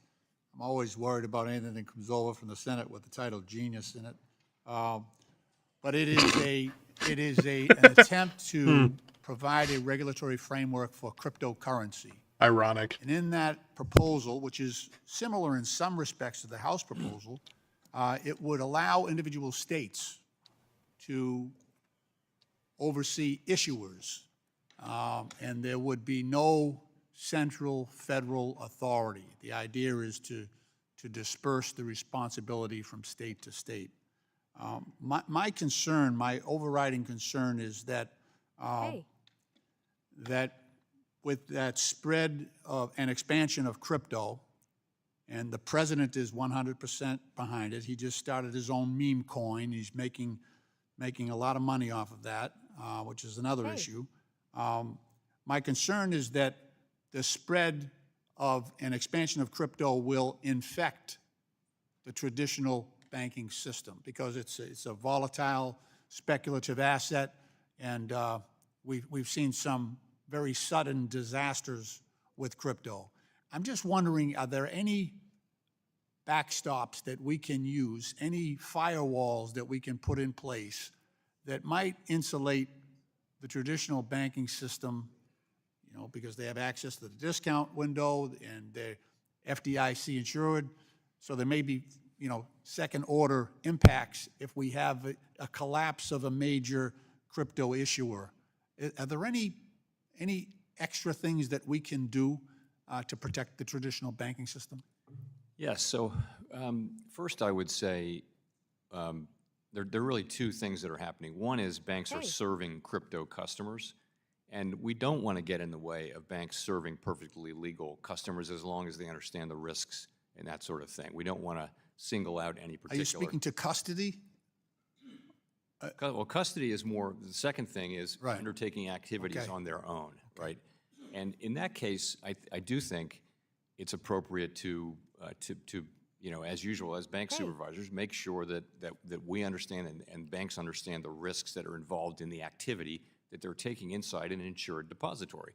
On the other hand, you don't want to go too far. You know, I think there were a bunch of disasters, as we all remember, and, you know, we don't want to, and we were reacting to some extent to those. You don't want to go so far as to, you know, overplay your hand on that. So I think we need to be mindful that many of these activities can very well be done inside of banks, and custody may well be one of them. In fact, in Fed-regulated banks, there are lots of crypto activities happening now. They've just happened under a framework where we made sure that the bank understood and we understood exactly what they're doing. Right. We also have the example of, you know, Silicon Valley Bank and Signature Bank, First Republic Bank. One of the triggering events there. I mean, obviously the risk management was very poor in that respect, and they got on the wrong side of interest rates. But there were also some failures of issuers who had huge deposits at Silicon Valley, I believe, or Signature, or maybe both of them. And the suddenness of their collapse caused a run for the exits. And luckily, with the scramble, we were able to sort of save that situation so it didn't create a greater contagion. But are there steps that we can take that might strengthen our ability to respond to that type of collapse as well? Yes, so in the wake of Silicon Valley Bank, we did work with many medium and sized banks that had any of the characteristics that we saw. And you mentioned, you know, a long position in long-term securities that was underwater, along with a very unstable deposit base made up mostly of uninsured deposits. And in the case of Silicon Valley Bank, it was a lot of Hey. similar private equity and venture capital and hedge fund Hey. companies where they all just pulled their money out at the same time. So it was a bank run, and bank runs are very destructive whenever they happen. So we looked for that pattern. We worked with companies who had any aspect of that pattern, and you know, we were successful, I think, in not having that crisis spread very broadly, and that was a good thing. Looking forward, though, we need to not forget that lesson and make sure that funding bases are stable and that we're focused on the basics of banking, which is credit risk, interest rate risk, liquidity risk. Gentleman's time has expired. Thank you. I yield back. Gentleman yields back. Chair recognizes the gentleman from Kentucky, Mr. Barr, for 5 minutes. Chairman Powell, let me ask you a quick monetary policy question and then turn to bank regulation and Treasury market structure. I know hindsight is 20/20, but it's important to learn from mistakes, as you know, and you've conceded that the Fed miscalculated on inflation and mischaracterized inflation as See over under on transitory in members of this 2021, money having lost money on Haktua period. coin. Given that inflation remains stuck above the Fed's 2% target, will you commit to scrapping the flexible average inflation targeting framework? And if not, why wouldn't you commit to returning just to a simple 2% target? So we're just we're just beginning the review. It'll be done, as I mentioned, by the end of the summer, and that's the exact question we'll be asking. I can't commit to a particular outcome. I need to respect the process and the views of the other 18 participants on the FOMC. Yeah, I appreciate that, and I just hope that in that process that you and your colleagues recognize that framework allowed rising inflation to persist and allowed the Fed to mislabel it as transitory. Let me turn to bank regulation. In October of last year, I led a bipartisan CODEL Bounce here? to Basel, Switzerland, met with the Basel Committee on Bank Supervision. And there, the committee actually conceded It looks a to us, little weak, agreed though. with me that the Michael Barr proposal of July 2023 actually gold-plated bank capital requirements. And instead of actually promoting international harmonization, actually made American banks less competitive. They conceded that to us. So I applaud the Fed for not moving forward on that July 2023 proposal that would have made it harder for large banks to, among other things, facilitate the smooth functioning of the U.S. Treasury market, including holding treasuries on the balance sheet. Couple questions. One is, should the goal of our bank capital rules, should it be regulatory harmonization internationally, or should it be American economic competitiveness? I mean, clearly, the goal is to have a strong banking system that supports American economic activity and growth. That's the ultimate goal. What you get from Basel is a global floor so that the other banks can't run on less capital and sort of have a short-term advantage. That was the whole point of Basel, was to get everybody to the same kind of level so that it wouldn't be the race to the bottom. And I see that utility, but I think the goal of our regulatory system should be America first, and it should be about American economic growth and competitiveness. But let's talk about the Treasury market issues. Obviously, we're issuing a ton of debt right now. In fact, according to BlackRock, we're issuing $573 billion of Treasury Because it's bonds not every week. To put that Basel, in perspective, it's Basel. The entire national debt of Australia is $573 billion. So we're issuing Australia every week in this country, if you want to think of it that way. Would reducing excessive capital and liquidity requirements on U.S. banks for intermediating U.S. Treasury market take the heat off of U.S. capital markets and increase Treasury market liquidity and stability? I strongly think it would help. Well, I think that's especially an important comment in terms of your regulatory approach, because, as you know, maturing bonds were being financed at an average of near zero during COVID, and now they're about double the cost of the average of about 3.5%. So now is not the time to make it more difficult for banks to hold treasuries. Let me just drill down with a little bit more detail on this Treasury market structure issue.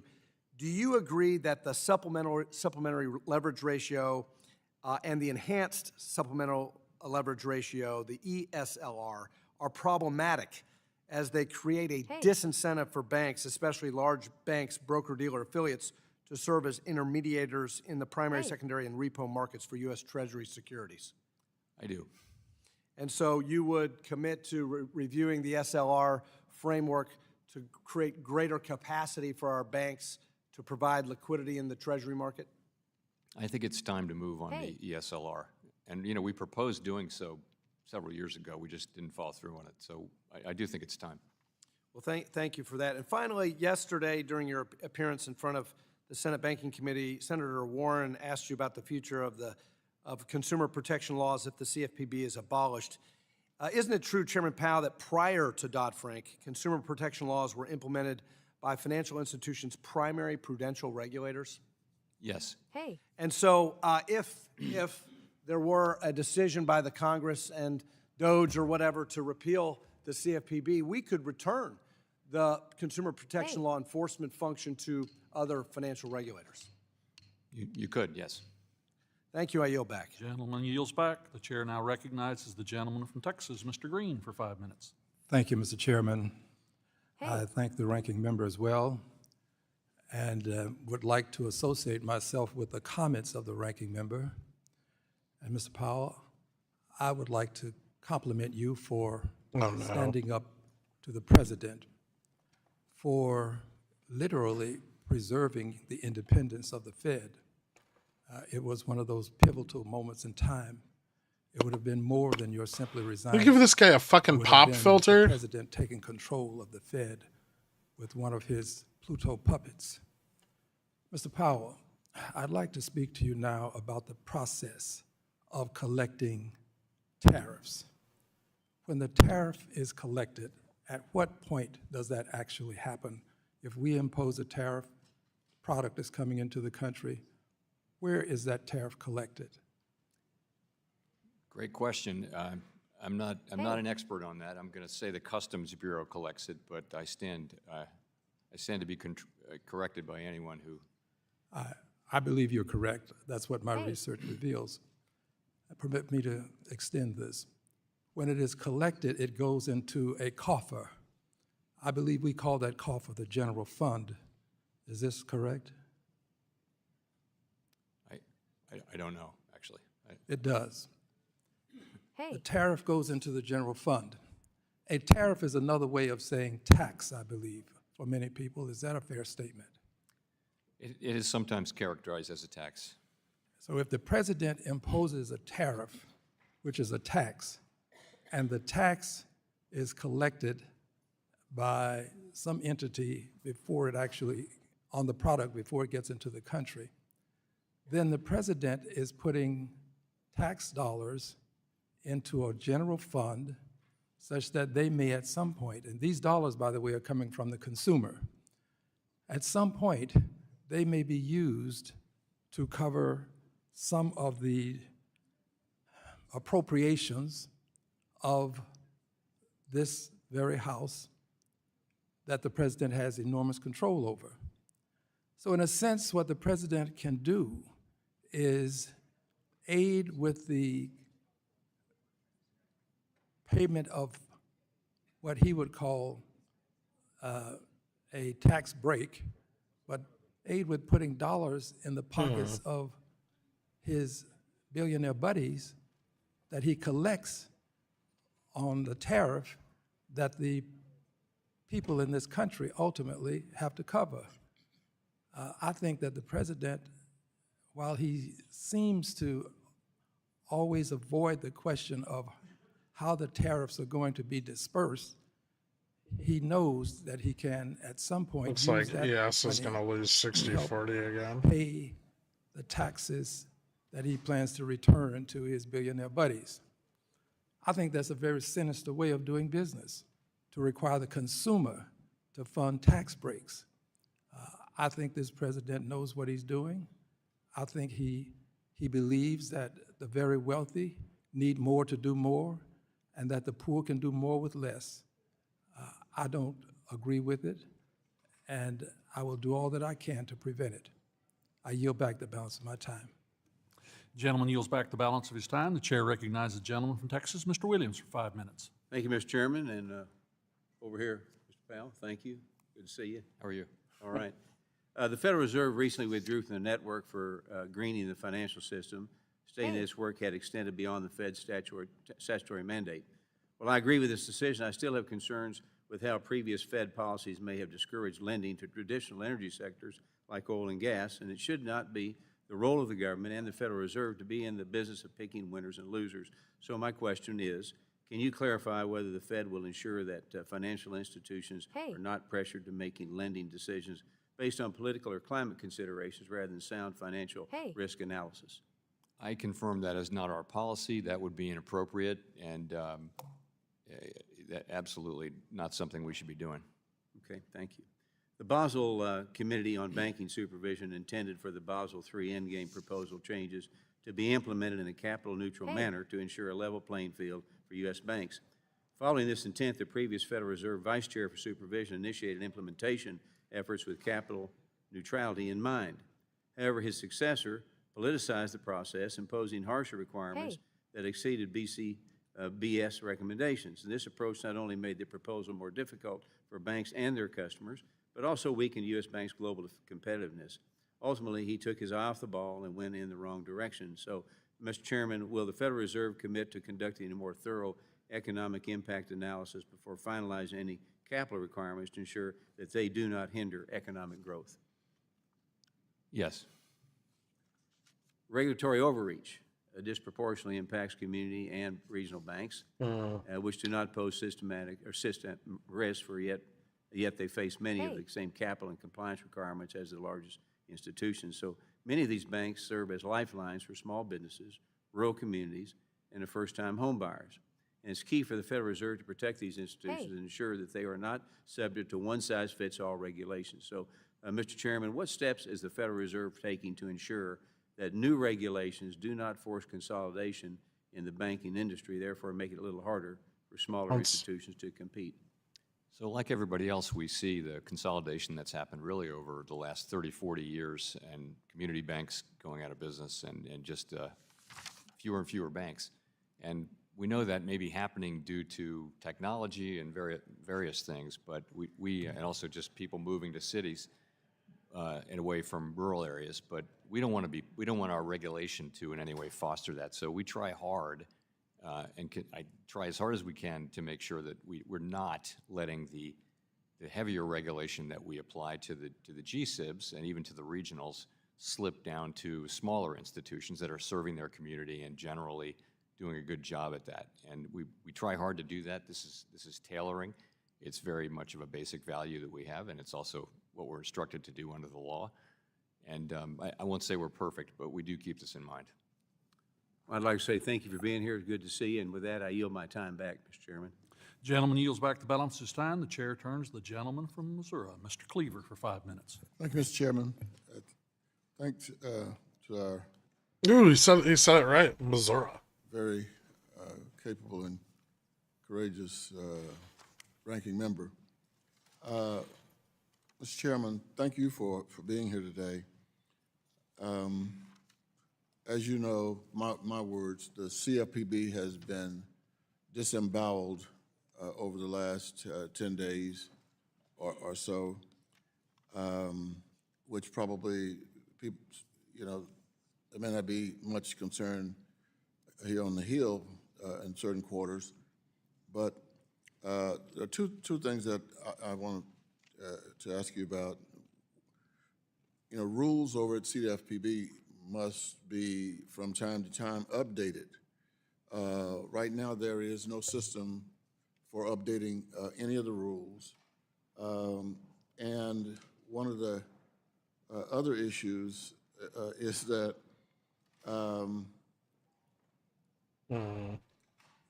is there a regulatory gap, or are there regulatory gaps that you can see clearly, that people can feel, because there is essentially no CFPB for the first time since the end of the Great Recession?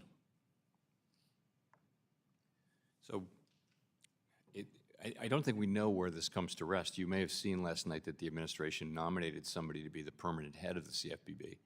So I don't know I'm not sure what the end intention is here. But if you assume that it goes away, then yeah, there would be a gap. There wouldn't be any federal agency that can examine banks above 10 billion, whether they're state member banks or state non-member banks or national banks. That would be the case. But I don't. I'm not sure we know how. I'm not sure we know what the end game really is here. In terms of regulatory gaps that are created when the agency was essentially shut down. Now, I'm assuming that there's been somebody appointed to complete the murder of the CFPB, and so if I'm correct, that means that there are some there have to be, or either or they've been tricking us all these years that they were not doing any regulations. But that's my political position. I was very proud in my community to get the Hispanic Chamber and the Black Chambers to come together. We got a building, they're functioning, big celebration all across my congressional district in Missouri. And then, about 2 weeks ago, I started getting these phone calls, as I think many of us on both sides of the aisle have received, about 64% of small businesses have invoices unpaid for more than 60 days. And the Fed now, the Fed's real-time payment system allows individuals and small businesses to send and receive money instantly, which is a step in the right direction, Mr. Chairman. What is the status of the FedNow adoption for financial institutions? So it's coming along, as was the case with ACH back in the day. It takes quite a while. There's investment that has to take place on the part of banks, and so we're working with with a lot of small and medium-sized banks to get them comfortable with the requirements of FedNow, so that this can build up over time. It's it's something that we expected to be slow in terms of uptake, and it has been a bit slow. Well, is technology adoption a barrier for smaller community banks and mission-based lenders? Yes, it is, and so we work with there are non-bank service providers that do reach out and do a good job with smaller institutions, and we encourage that. Those institutions can't actually have direct access, but their business is they have the information, and they can go to smaller institutions and show them how to do this, and there's a lot of that going on. So, and we encourage that. Thank you. Let me just say, I've been here on this committee for 20 years, and I've seen chairmen, Republicans and Democrats, and whether they are Republican or Democrat, they need to be independent. Thank you, Mr. Chairman. The gentleman's time has expired. Gentleman yields back. The chair recognizes the gentleman from Ohio, Mr. Davidson, for 5 minutes. Thank you. Thanks for joining us today, Chairman Powell. First, I want to reflect on our hearing on February 24th here in this same room, frankly, via Zoom for a lot of people because it was in the height of COVID. And during my 5 minutes, you felt confident that inflation being at 1.4% would stay under control, and it wouldn't be an issue despite the very large increase in the supply of money. We talked about M2. In a subsequent meeting, frankly, in my office, we discussed Milton Friedman's quantity theory of money in depth, and you believed that it was no longer relevant, that inflation would not hit consumers. We debated asset prices during the hearing, and you claimed that the Federal Reserve's massive purchases of treasuries did not distort the market. Lastly, during the Biden administration, you were actively calling for more fiscal stimulus at times. At some point along the way, more dollars chasing fewer goods seems to have actually resulted in higher prices. All of these things, inflated money supply, inflated asset prices, inflated consumer prices, happened on your watch. In light of the actual outcomes, have your views changed? So you have a "Don't tread on me" mug? I think we've learned a lot, but maybe not the lessons you think. But I do think we've learned a lot from the situation. We and essentially all of mainstream macroeconomics thought that this would be transitory, and and what that meant was it would go away fairly quickly as the supply side healed and as demand came down. And it didn't. It actually did go away, and substantially for those reasons. But it took 2 years. And to that point, you felt like in the fall that it was going away and things were going to be under control, and you had achieved your soft landing. But the market pretty quickly spoke. I mean, frankly, rates went up over 100 basis points where you guys were going down. And now, in today's reports, we see that inflation's actually trending up quite a bit from where it was in the fall. So again, would you, in light of the facts, would you reassess what you're doing with the central planning? You're right that long-term rates went up, but they did not go up because of expectations of higher inflation. There's no evidence of that. It's actually different things. It's not about inflation. Well, look at markets. Markets are pricing in break-evens. I'll show you the. So chart. the markets don't believe there's increased risk with massive fiscal spending in the market, and they're not demanding a higher premium because there's more risk? More risk, yes, but not more risk of it's not mainly about. And when you see asset price inflation and rate inflation, doesn't that result in consumer price inflation? It's not a question of that. You're saying that the rate increases at the long end are caused by expectations of higher inflation. They certainly That is influence the largely inflation. not true. And if they don't influence the inflation, why do you guys try to steer inflation by controlling the rates? I mean, the reality is you've got pressure, including from the president, to lower rates. Are you going to be able to get lower inflation with lower interest rates? I think our policy's in a good place. I think inflation has come down from high levels to 2.6% last year. My colleagues and I are holding where we are, awaiting further evidence of inflation. A lot of the data that you guys are looking at lagged, just like when you said it was 1.4% and everything's fine. I think a lot of people said, it's not fine. You got to go out and talk to regular people. And constituents in Southwest Ohio, just like all over the country, aren't saying they're fine. And they might go that the rate of increase has slowed down a bit, but they know that the prices aren't going down. They're still getting hit pretty hard. And meanwhile, you guys still continue some of these policies. Like you're paying banks still not to put their capital at risk in the market. Interest on excess reserves going back prior to the 08-09 financial crisis, you didn't even pay banks for reserves. Now you're paying them for an unlimited amount of reserves that they want to hold on it. To what extent is that distorting the market by pulling capital out of the market?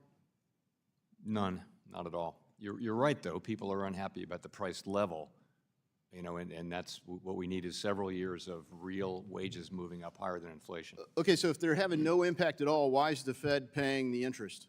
What is the rationale for the policy? Is it monetary policy or is it regulatory policy? It's how because as Chairman Barr pointed out, you guys are effectively gold-plating the standards, and the U.S. is actually holding way more reserves than we're required to. And part of that is IOER. So what's your question? If it's not distorting the market, what's the purpose for doing it? What if it has no impact on the market? Why are you doing it? It's the way we control. It's the way we exercise interest rate control in the market. I didn't say it doesn't. Because it has an impact, and so I Gentlemen, will have time's questions for the expired. record, and I yield back. Gentleman yields back. The chair recognizes the gentlelady from Ohio, Ms. Beatty, for 5 minutes. Good morning, Chairman Powell, and thank you for being here. I want to thank you for your leadership at the Fed over the last 7 years, which I've had the pleasure of being here that entire time. Under both Republican and Democratic presidents through an unprecedented pandemic and certainly an uncertain economy. Your apolitical guidance is a testimony to the historic independence of the Federal Reserve, which is absolutely essential for you to carry out your mandate, keep prices stable, and achieve maximum unemployment. Over the last few years, inflation, as we all have witnessed, has come down from a high of 9.1% in 2022 to about 2.8%. During your tenure under President Biden, we saw the unemployment rate drop to a staggering 3.4% in 2023. Its lowest rate that we've seen in some 55 years. And now it sits at around 4.1%, which is still low by historic standards. Although the economy has a way to go, and American families, as we've heard throughout today, are still struggling to pay for expensive groceries and gas, and the list goes on. It is truly remarkable what the Fed has managed to achieve over the last few years. Chairman Powell, while I have sat on this committee, you and I have frequently discussed the importance of representation at the Federal Reserve and the benefits of recruiting the best and the brightest that this country has to offer by broadening the talent pool. The Fed has been a great partner to this committee on this issue, which, as everyone knows, has been very personal to me. However, the White House recently attacked on these very basic concepts are incredibly concerning to me, as many of my Democratic colleagues. So I'm just going to ask you a few questions, and you may answer them for the sake of time, yes or no. Will the Fed continue to follow existing law as passed by Congress that requires all financial institutions, reform, recovery, and enforcement agencies to maintain offices dedicated to recruiting from a broad talent base and fostering an inclusive workplace? Yes or no? Yes. I am pleased to hear, as my ranking member mentioned OMWI and also talked about implementing it Still bot under calls at 40. Dodd-Frank Section 340. 45 still resistance. But I also am pleased to see that the Fed we're gonna recruits from crawl Ohio schools, and back I'm up a from bit that great more. state of Ohio. Institutions like the Ohio State University or Western Reserve University, Denison University, Kenyon University, and Oberlin. Do you agree that hiring the best and the brightest, whether it's an economist, whether it's an analyst, a lawyer, a researcher, or IT professionals, that this country has to offer means that you don't have to recruit just from Ivy League schools, but you can find these individuals, whether it's an HBCU or it's also a state school? Have you found success in recruiting from those universities? Yes, we have. Thank you. Do you agree that these recruitment programs at their core do in fact prioritize merit and skill and simply expand the pool of candidates being considered? Yes. Do you agree that the Federal Reserve has directly and concretely benefited from initiatives to attract, hire, and retain a highly skilled and diverse workforce? I do. As I mentioned at the top, the United States economy has come a long way since the pandemic and peak inflation. But hardworking families still are struggling. Last night, I was in a store night before last, eggs here in Washington, D.C., $14.99. So I am concerned about how recent policies from the executive branch would impact the Fed's dual mandate. We're seeing reports of course, from the Department of Government Efficiency's attempt to conduct massive layoffs. Do these policies, whether you agree with them or not, affect the labor market, unemployment, in the United States economy? And how does the Fed plan to achieve maximum employment during these circumstances? We have 170 million people in the labor force. So these are, they would affect the numbers technically, but it's a, You say Zombies officially failed to break 110, and should going long to 115 or selling 110 puts from March 21 be reconsidered? The gentlewoman yields back. The gentleman. I don't know. There's a lot of geopolitical conflict going on right now with and uncertainty with the ceasefire in Israel. So I would say yes, it's rejected off of 110, but it could still get support back at 105. The ranking member in her remarks take a sudden interest. It does look like positioning is recovering on it, and especially information regarding it may revisit like transactions, 106. When it may not. The IRA bill, they worked and very oil's hard definitely to force volatile banks right to now. report the financial transactions of individuals at $600. However, data privacy is something that I have been very serious about since I've been here. If I were looking for that, I would probably try to, acquisition of PII from individual like on a investors. pullback that's stabilized, I would probably sell the in the money put if I were selling puts. To limit the amount of information taken from Or the in the money like bull spread. And, they often turned a blind eye to the abuses by the CFPB. But it's encouraging to know that they're finally interested in some level of data privacy. I bring that up because there's something about data and data security I want to ask you about. The U.S. Department of Justice announced that it was prosecuting a senior Federal Reserve official for economic espionage, and this just came out in the past few days. This economist, who apparently had access to sensitive monetary policy documents, allegedly provided non-public information to representatives of the Chinese Communist Party.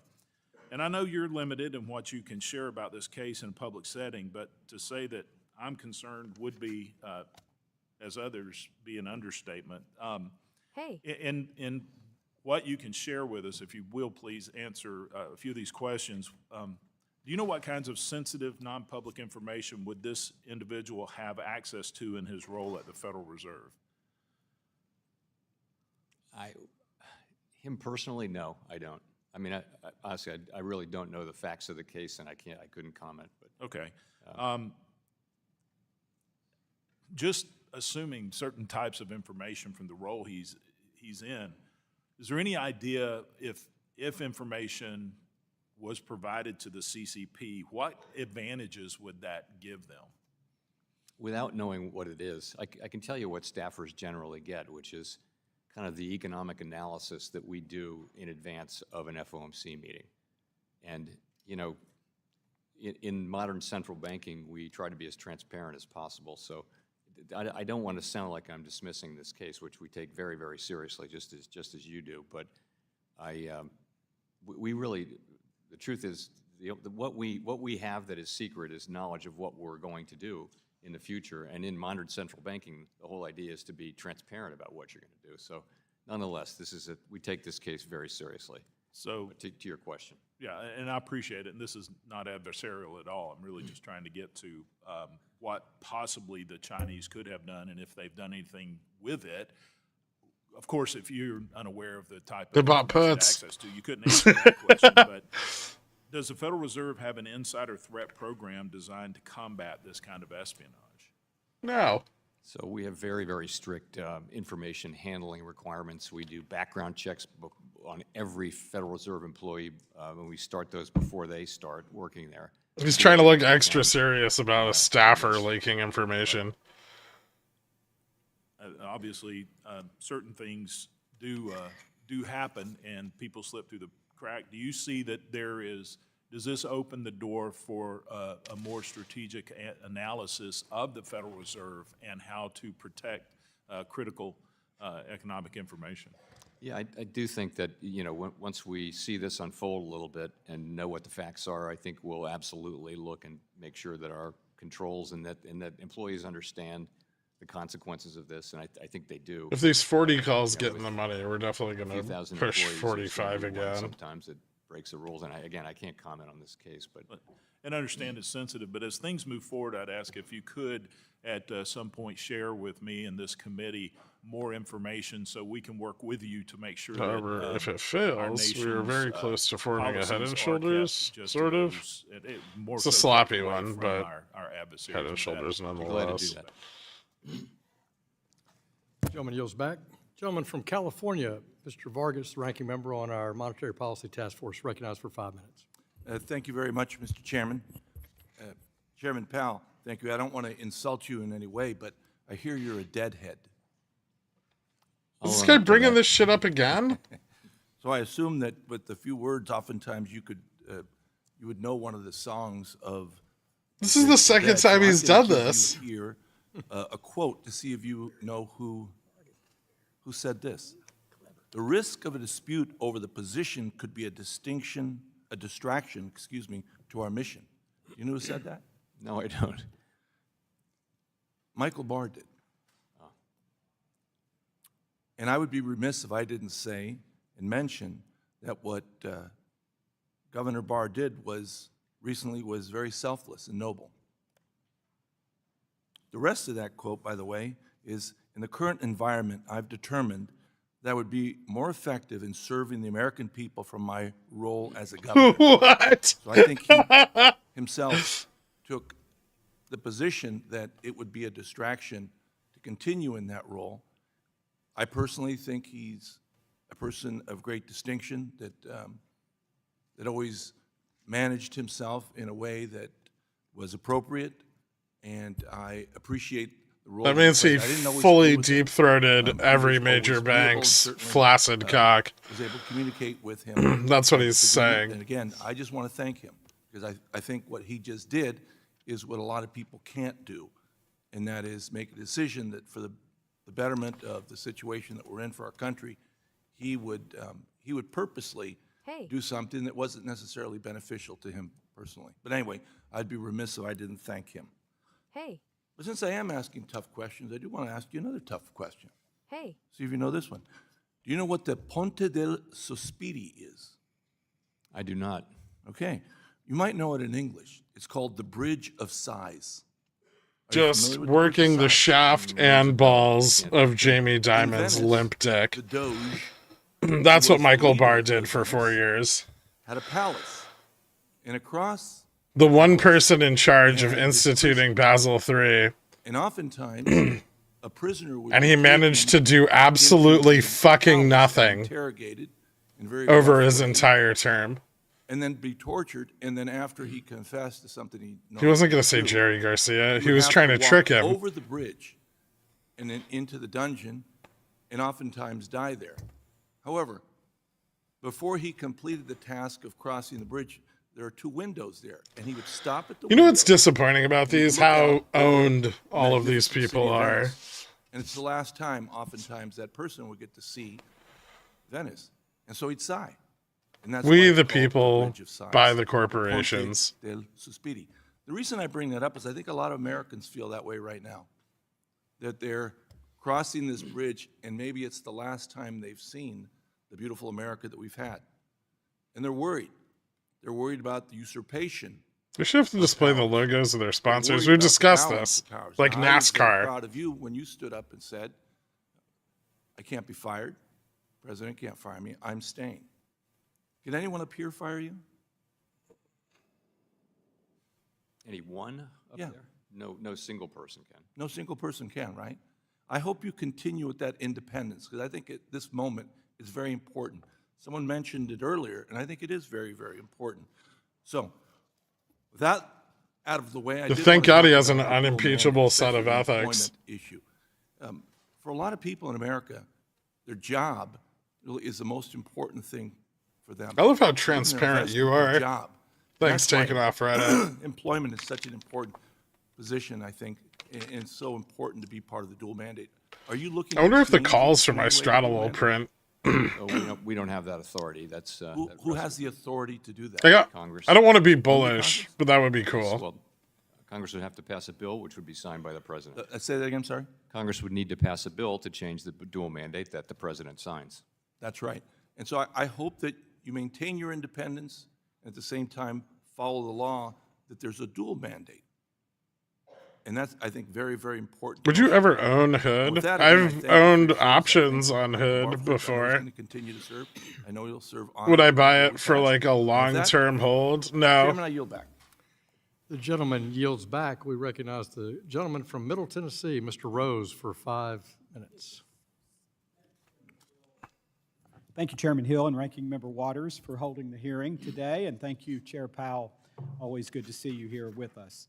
Chair Powell, you may recall the last time we spoke, I brought up the issue of credit risk transfers, CRTs, and urged you to allocate more resources to ensure that that framework applicants were receiving decisions from the Federal Reserve. I've recently heard back from stakeholders that they are receiving decisions from the Federal Reserve regarding CRT applications. I hope that the Federal Reserve team continues to be focused on cutting down the backlog so that financial institutions can take risk off their balance sheets. Thank you for that. However, I still have concerns that we are not fully optimizing the use of CRTs. In the case of mortgage risk, CRTs have successfully shifted risk from taxpayers to private capital, including capital markets and global reinsurers. While government-sponsored entities have clear regulatory treatment under the Federal Housing Finance Agency, Are you still not bullish financial on Baba? institutions lack similar clarity, particularly under Basel III. Not I understand that particularly. the Federal Reserve has begun to provide guidance, but more is needed to ensure that financial institutions can effectively manage risk, stay competitive globally. What was it this and price serve in like their October? customers. Chair Powell, do you believe Why- that there should what's be the greater bull case? alignment in CRT treatment between banks and GSEs? That's a great question. I will take your feedback back. I don't. China sucks.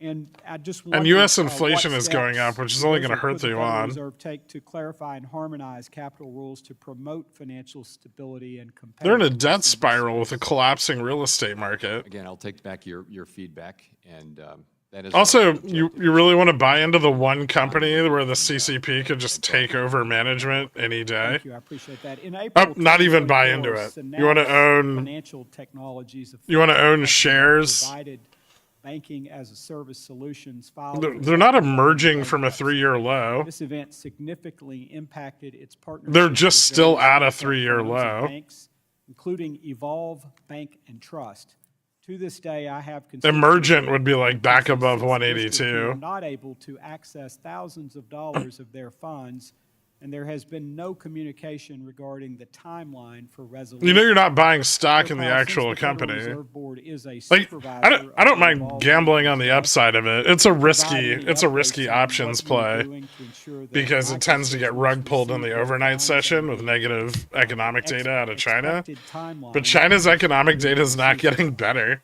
So as their supervisor, as you point out, we've been pressing that bank to get money back to their customers, and we're actively engaged with the bank as they take steps to do so. It's not worth it now at all. I can see it being worthwhile in like Complaints 8 that months or refer so. And aware of concerns raised during the bankruptcy proceedings.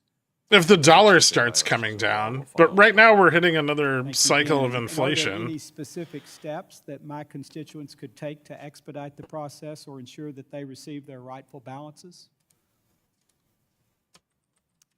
I'll have to come back to you on that. There may be, I don't have anything for you, though, on that today.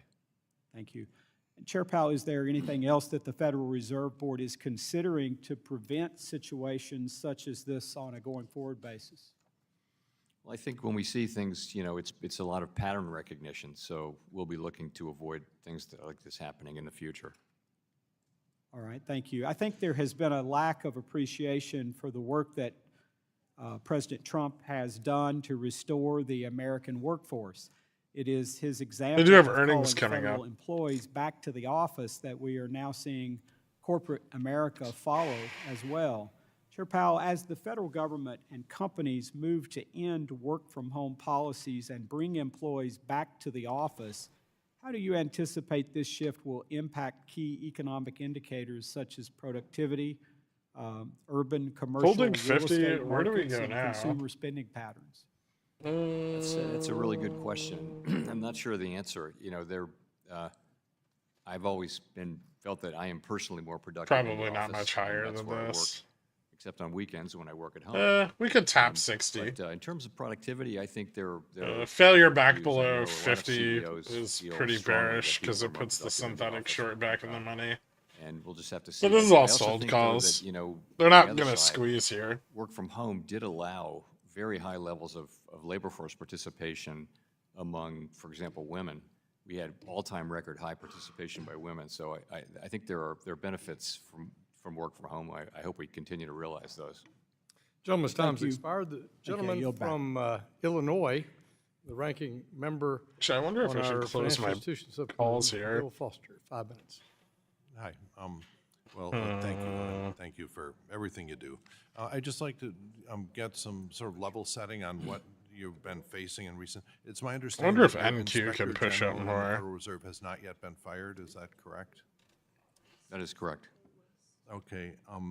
And you've not also had the high-level resignations of senior personnel as they've had in Treasury? Nothing like that? So No, nothing like that. no, as of yet, no. And so no examples of, junior personnel being given administrative access to your systems, your technical systems? Are you talking now about the payment systems that No, we... payment systems or other technical systems? No. Email systems, No. anything like that? None of that. Okay, all right. So far, you've not suffered through what Treasury has. Have you had any inquiries from other central bankers or commercial bankers from around the world about, what can we, uncertainty about whether the Federal Reserve will be able to continue doing its job if you suffer the same. Who tapped gamma that neutral? Treasury did? I haven't, no. So you haven't, they haven't called you up and said, well, what the heck is going on? Do we have to defend ourselves against, unknown software being installed on the system? So I haven't had any such calls. okay, all right. Let's see. We've also seen calls to resumption of calls to audit the Fed. All right, which is, as you can remember from that gentleman up on the wall there, this was a big theme of, and first off, the Fed does get audited, correct? We are audited in the sense that everyone understands that word to mean, which is we have a Big Four accounting firm who looks at our books and gives us an opinion, does an audit, and publishes that opinion. That's all public. Right, and it's my recollection there've never been any big problems uncovered in No, this. we actually have quite a simple business model, although we have Hey. a large balance sheet. We're, we're like a big community bank, only with no credit risk and very simple. So in the ordinary sense, talk of auditing the Fed Fully makes audited. no sense. It makes no sense. But what was really meant, certainly during the time when we were talking a decade ago, I guess, it was really all about micromanaging Fed monetary policy. That they said we want to audit the monetary policy, which doesn't really make sense since it's a policy thing. Do you have any indication? Any of chance we whether the tap resumption GN of again? calls to audit the Fed will We be, could. Yeah. Hey. audits or some new effort to politically micromanage the monetary policy? I have no way. I'm of not really knowing. sure how Really quick what it things is would is net the off here. GAO I will say that will losing work on 50 every area is of the Fed will Fed drive a monetary move to policy the and does downside that. there. The GAO reports, all And over the then we place could get a for many collapse in years, like the bot but they calls don't at audit 40, monetary which policy. And, pushed the upside. So the threat would be careful if it if starts that to were to go slip. away, you'd have Remember, investigations like Gamma's into still decisions negative monetary on policy, both and, chains that would and be on a different thing. I think it was but positive on the designed zero DT. by its designer to be a step on the way to eliminating the Fed. That is correct. Yeah, the calls to end the Fed came from the same wing of the Republican Party and I guess still exists. I think we're up to something like 20 Republican sponsors of the end of the Fed bill.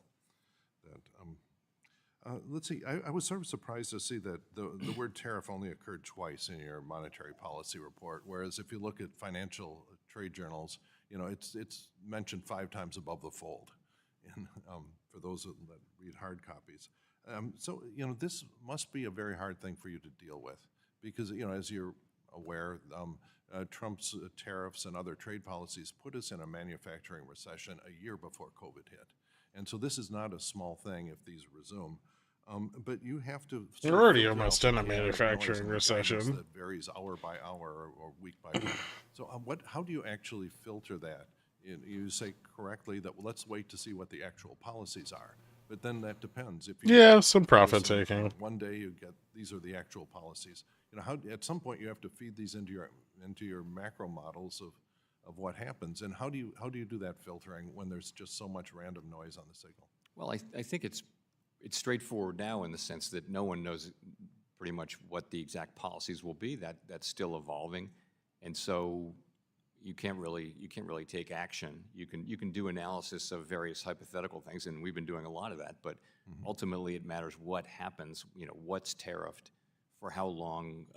Are there substitutes? There's many questions that will have to be answered, and even then, the question will be how much of that will transfer to the consumer. As you know, that can fall on the exporter, the importer, or the retailer, or the consumer. Or in my case, manufacturers are on both ends of this. Yeah. So we really just don't. So if that sort of analysis. Gentleman's could be time has come to expired. Congress, it would be great. So thank you. The gentleman from South Carolina, Mr. Norman's recognized for 5 minutes. Hey. Thank you, Mr. Chairman. Thank you, Mr. Powell. I appreciate you coming and addressing our body. In 2011, Vice Chairman Yellen made a statement about the concern about the long-term debt situation and the imbalance that we have with our budget. In the fourth quarter, when she made the statement, the federal debt held by the public was, as a percentage of GDP, was 64.75%. Now, the same debt to GDP as identified by CBO was 99% at the end of 24. Do you express the same concern that Ms. Yellen had about the severity of where we are with our continued long-term imbalance? I have done so on many occasions. And essentially that the U.S., we're on an unsustainable path. And the debt level isn't unsustainable, but the path is sustainable. And certainly it's past time for Congress to work on that. But that's what I can say. I can't say more than that. What do you think the benchmark would be? We're in the middle of the budget situation now, trying to debate, particularly with reconciliation. What would you say is a benchmark that would ease? What level of cuts, in your opinion, would ease your concern over what we're doing? We're $37 trillion now, but when you add the agents, the mandatory spending we have on Social Security as examples, going bankrupt in 35. Highway Trust Fund running in balance. What level do you think will give you, I guess, some assurance that we're going to get our house in order? So I don't have a specific number, it wouldn't be appropriate, but I will say this, in having looked at this, you know, the successful programs to get back on the right track, they tend to make progress over a long period of time. And in other words, you've got to get to a place where the economy is growing faster than the debt, and then you need to stay on that path for 20 years. Where we can fix it overnight. We just need to be making progress. And you know, right now we're running very large deficits at a time of full employment. So we need to start moving. You're either making progress or you're not. Right now we're not. So the key thing is to just, you know, is for it to become a big issue, and then people work together. The things that need to be done are things that can only be done on a bipartisan basis. Only. These are the things that need to be dealt with, cannot be dealt with by one political party. I'll leave you with that. It's going to be a tall order. It is. To get The order bipartisan. only grows. It gets taller every year. Yeah, it does. That's one of our issues we're having now. The level of growth, you think, with what President Trump is doing with giving Americans confidence with the Dose Commission, which is giving Americans hope that we're seeing things that are being spent of the taxpayers' dollars that we never imagined, that we couldn't get to. Now he's exposing that.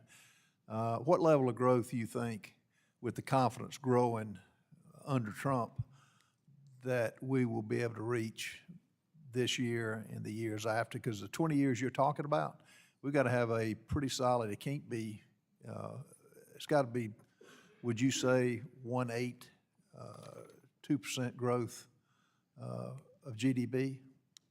You know, for a long time, people thought that U.S. potential growth was a little bit below 2%. I think we've had we've had 5 years of good productivity growth, and we hope that'll continue. If that does continue, then it might like a be pancake. 2 or 2.25. If you're talking about long-term budget assumptions, though, I'd be conservative and say 2%. You think that's doable? 2%, yes. On another note, the stress tests that Stock banks market doesn't run like and 2% growth. It likes 5% growth. Public has been given information on everything but how that stress test relates U.S. to same them. like emerging economy. Why is it not further? Why is it? Most people don't understand what it is. Why is it not broadcast more, in your opinion? Why the stress tests? Correct. So the theory from the beginning was That's awkward when inflation is 3%. not to disclose the whole It's part of the growth. models and the way that they worked, because in a way that felt like giving the test in advance. This was a brand new initiative. That's growing the started money. Coming out of the global financial crisis. Very Bigger successful dollar. generally. But over time, the argument for not giving away the models, giving the models out, has, I think, weakened. And also the law has moved.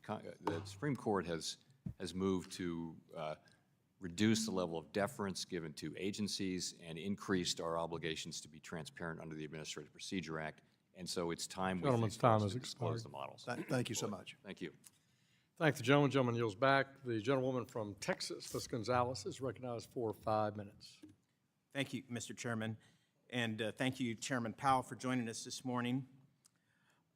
As you know, the United Kingdom, European Union, Mexico, Brazil, India, and Japan all allow non-bank payment service providers access to their instant payment services.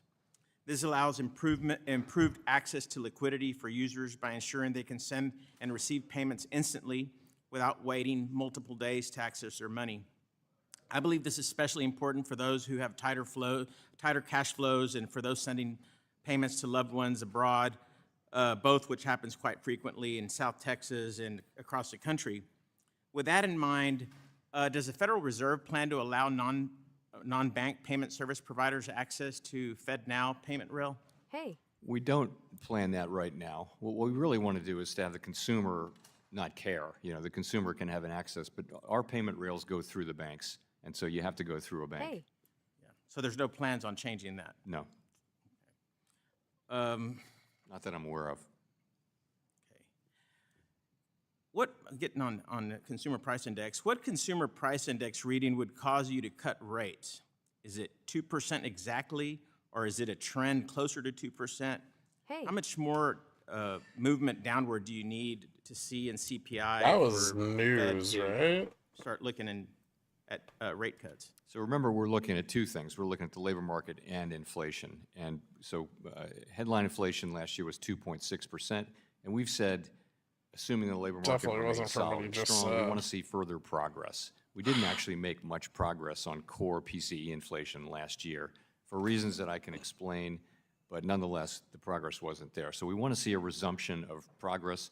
I'm not going to put a really specific number on it. I mean, the truth is the economy is strong, the labor market's solid, and we have the luxury of being able to wait and let our restrictive policy work to get inflation coming down again, and that's what we're doing. Is there any concern at the Fed that deporting millions of undocumented workers that do a lot of crucial work in the agriculture industry, in construction, in the hospitality business will create upwardly pressure on inflation in this country? So we don't, we don't have concerns about policies. Hey. We just look at the data. And, labor supply has actually, the new labor supply from immigration has actually come down quite sharply over the second half of last year. And there's every reason to think that will continue. Demand has also come down so that the unemployment rate has actually been flat since July. We're going to look at But wouldn't supply and taking a demand. million workers out of the economy have a direct impact on It could. We'll just have to see how supply and demand match up. In any case, we don't, we're not here to comment on immigration. We're here to achieve. Right. No, maximum I totally get that. I'm just figuring if you take a million people out of the workforce, how do we make that up, and how would that have an upwardly inflationary pressure on our economy? But moving on, recently the Cleveland Fed's new tenant rent index tumbled to a negative 2.4 year-over-year rate. Does that type of deflation in shelter make you more positive on future interest rate cuts? So, yes, but the thing is, what we're really looking at is, in the aggregate, housing services inflation. I believe that's a measure of current rents, so market rents that are happening. And market rents have not been showing much inflation for a long time. Market rents don't make their way into rents until leases turn over, existing leases turn over, and that's been the slow part of the process. We have seen a lot of progress on that, but we're not there yet. We're not back to levels of housing services inflation, which is what I described, but we're getting there. We're making clear progress. You recently said that employment prospects are solid, and construction employment, which represents 6.1% of all private employment, is falling significantly. Does this concern you?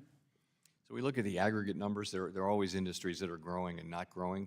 I think the last few job reports have been significant job creation. You saw the one here a week or so ago, which Seems like they're revised up the squeezing last 2 sold months. And cause. strong job creation. In fact, it looks No. like the job creation may actually have picked up a little bit around the end of the year.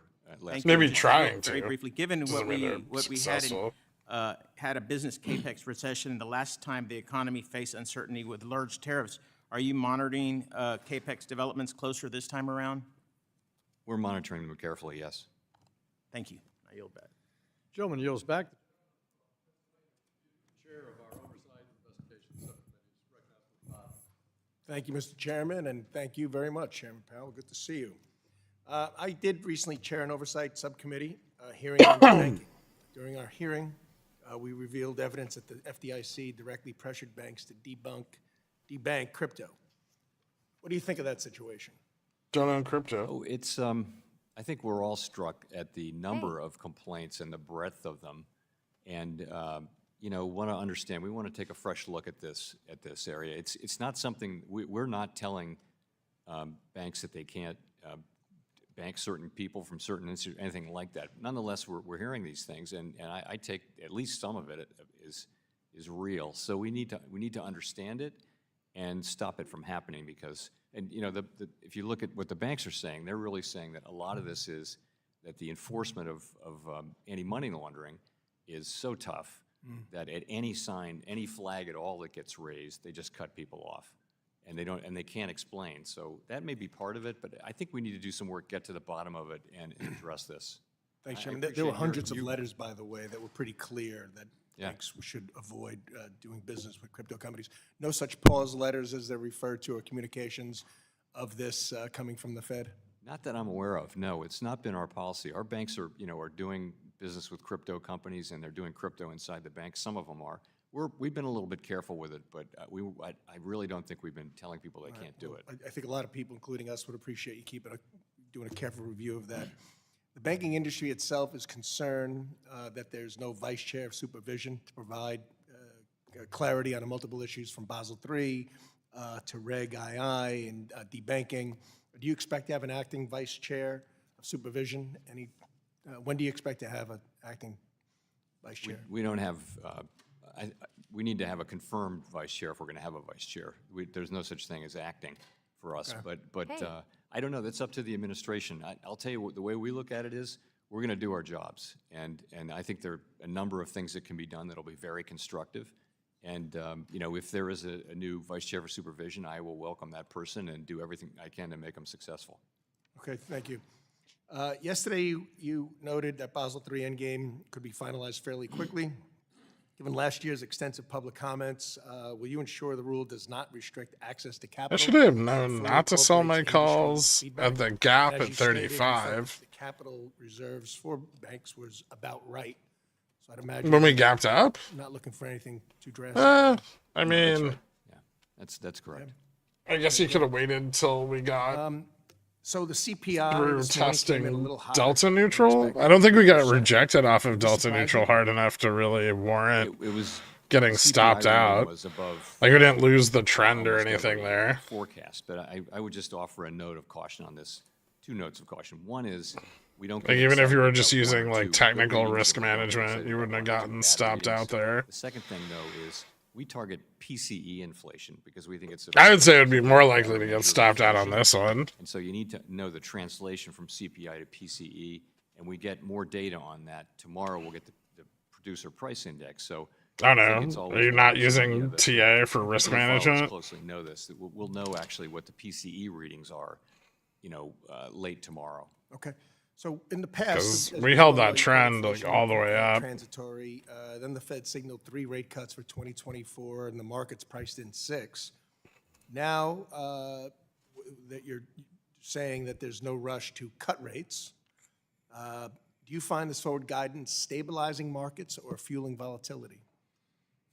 So this is the summary of economic projections, the dot plot. And, I think markets like it. It's kind of the only, it is the forward guidance that we give. We don't really mean it as forward guidance, but markets do take it. Sometimes they take it too seriously. I think most market participants understand that it's highly conditional and dependent on what actually happens in the economy. And that's the feedback that you do receive? That they Yes, find it yeah. And helpful? when we talk about getting rid of it, market participants will tell you, please don't do that. Okay. It's kind of gross that they Those talk about found productivity true and labor balance, markets wasteful, and big unnecessary stinky spending, farts, but like every job I've ever had since forever wouldn't has that been have a bare positive bones and effect on heinous. Inflation, allowing you to perhaps lower interest rates, and of course reduce our Fair. deficit spending. I can't wait till the Fed If raises $1 rates. trillion That's going to be of the spending best. were eliminated. You'd have to run that through a model, but I mean, ultimately, it would, hard to say exactly how it would affect the economy. You got a $6 billion budget at the Fed. Would you welcome? That's those fair. It's really hard to stay long under we haven't heard from them, GN. and So, I mean, don't feel bad about it. Thank you, Chairman. These recoveries tend to be really slow and marked by like strong rejections, which I kind of tried to warn about this morning in Pickles Picks. I want to start, and I don't expect you to comment on the Like they're policy, but there's consistent, been and like the trend number of up has actions from the Trump been administration moderately scrubbing or consistent eliminating data that over the the private course of the sector has day. historically relied on But understanding direct and indirect they can be a impacts on the bit economy, public health. they can be a bit hard to hold on to. Information about breaking things. Like if you were long from down, this that morning, needs it's to very be unlikely that understood you'd still be long unless you had theta. I realize that you don't Or you're rely an idiot. exclusively on government. Because I mean, we had multiple Has there been anything that has breakdowns. happened since the Trump White House was sworn in that has limited the Fed's access to Like a lot of information people they took need to profit fulfill here, their which drove the regulatory pullback.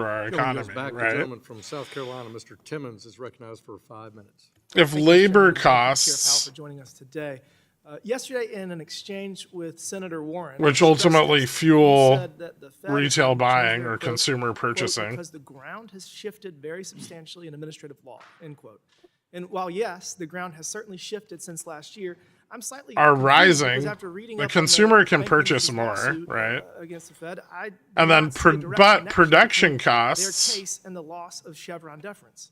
Their case seems to center on the Fed not are going complying with up. the long-established process laid out by the Then Administrative Procedures producers Act, can no and while longer some pay Fed may higher not labor classify stress costs. tests as a rulemaking, when they require And banks if to alter they're no longer rules, paying they higher have labor effect those costs, then the So, Chair Powell, I'm purchaser, hoping you the can clear this up for me. consumer, Is can this no a longer matter pay of the higher adapting to a prices, post-Chevron which world, means that the or is this the producer Fed has to unlawfully eat using those stress tests prices, as a backdoor which to increase leads capital to requirements margin on banks contraction. without issuing a formal rulemaking and having to go through the legally required notice and comment APA process? Now, to prevent margin contraction, they lay people off, right? But then the consumers can purchase less, which causes production costs to lead to more margin It's contraction. not just Chevron, though. I think it's clear from other cases that No, expectations. because if you raise wages, margins contract. These all work together, right? Think of it like a matrix. No, don't do that. That's way more complex. Very disruptive, and having a more predictable process is helpful for long-term stability. Think about like putting a fitted sheet on your bed. Foreign banks, many of which are If you smaller pull than their one domestic corner counterparts, too play a hard, you're larger going to role in pop providing the opposite financing corner for Treasury. off, right? U.S. banks, on the other hand, are less involved. Time is a than they flat could be, circle. There we because go. Regulators have made this activity less profitable for them. Stricter capital requirements, liquidity buffers, and compliance costs stemming from regulations like Dodd-Frank make it more costly for U.S. banks to engage in Treasury market operations, particularly in repo and securities lending. As a result, foreign banks, facing fewer regulatory hurdles, have stepped in to take on this crucial role, providing the liquidity and financing needed. This shift has Thank you, Gherkin, significantly dumbing altered down market analogies for activity us for foreign what feels like a institutions million now own a larger share years. of financing Thanks. operations that were once dominated by U.S. banks. Matrices are easier than putting a fitted sheet on a loan. A system where the U.S. Treasury market needs to rely on so Easier much than on foreign folding banks for one. proper functioning, and do you see that as a national security threat? I see the trend that I see is that we have very significantly raised the capital costs of supporting market activity, and especially for low-risk activities that are low-risk, low-return. What's happened is the amount of treasuries has grown much greater than it is now much greater than the capital that's allocated to intermediate. So that's why you see low intermediation. And You have to fold them four-dimensionally. You have to fold them inside themselves. And that's something that we'll be looking at is to reduce the enhanced supplemental leverage ratio to account for that. This is something that we proposed before, which I think is intended to increase liquidity in the capital markets for banks subject to it. Thank you for that. I want to end on a positive note. I want to discuss the optimism among the American public. Small business optimism experienced its largest increase in 40 years following President Trump's recent election, with continued positive momentum in the months since. This surge reflects growing confidence in the economy, spurred by expectations of favorable policies and reduced regulatory burdens for small businesses. The index is not only well above its 50-year average, but also reached its highest point in December since late 2018. This shift has caught the attention of many across the economic landscape. Back home in South Carolina, I frequently speak with small business owners who are enthusiastic about the future and eager to help their businesses Match corners thrive under inside the new themselves, administration. yes. See, My Bert question is knows this: what I'm how do talking you about. see this significant jump in optimism translating into tangible outcomes in terms of investment, hiring, and overall growth for small businesses?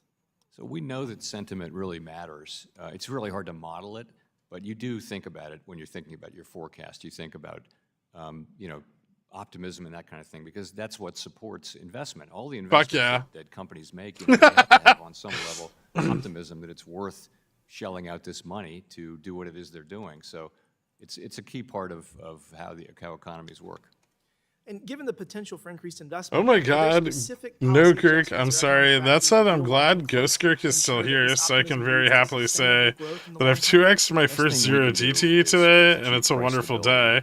Nice, man. Also full employment, maximum employment, and then create a stable environment where If you can fold a fitted sheet, you can run the Fed. Bert for Fed chair. Sustainable growth.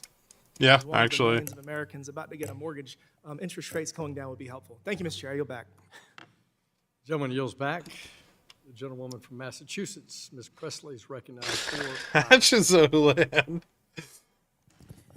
Chairman Powell, you're We're at an inflection point, and we need leaders who are courageous enough to speak truth and who are committed to helping every person who calls this country home. There are many who wrongfully justify Trump's presidency and the lawless work of DOJ as good for the economy. Well, Chairman Powell, you actually know something about the economy. The Federal Reserve has a dual mandate, maximizing employment and stabilizing prices. And it is clear to me that Donald Trump and Elon Musk's actions are impeding your work. The threats of tariffs against our allies are not helping the Fed do its job, nor will they help people across our country. The Boston Federal Reserve put out a report last week which estimated tariffs would be inflationary and raise prices. Chair, I ask unanimous consent No to put into the shit. record the report titled "The Impact of Tariffs on Inflation." Additionally, Donald Trump has threatened mass deportations. He seeks to terrorize immigrant communities and separate families, claiming it will help the economy. I don't think so. And neither does the Peterson Institute for International Economics, who estimated that employment would drop 7%. Chair, I ask unanimous consent to enter into the record the report titled "Mass Deportations Would Harm the U.S. Economy." Without objection.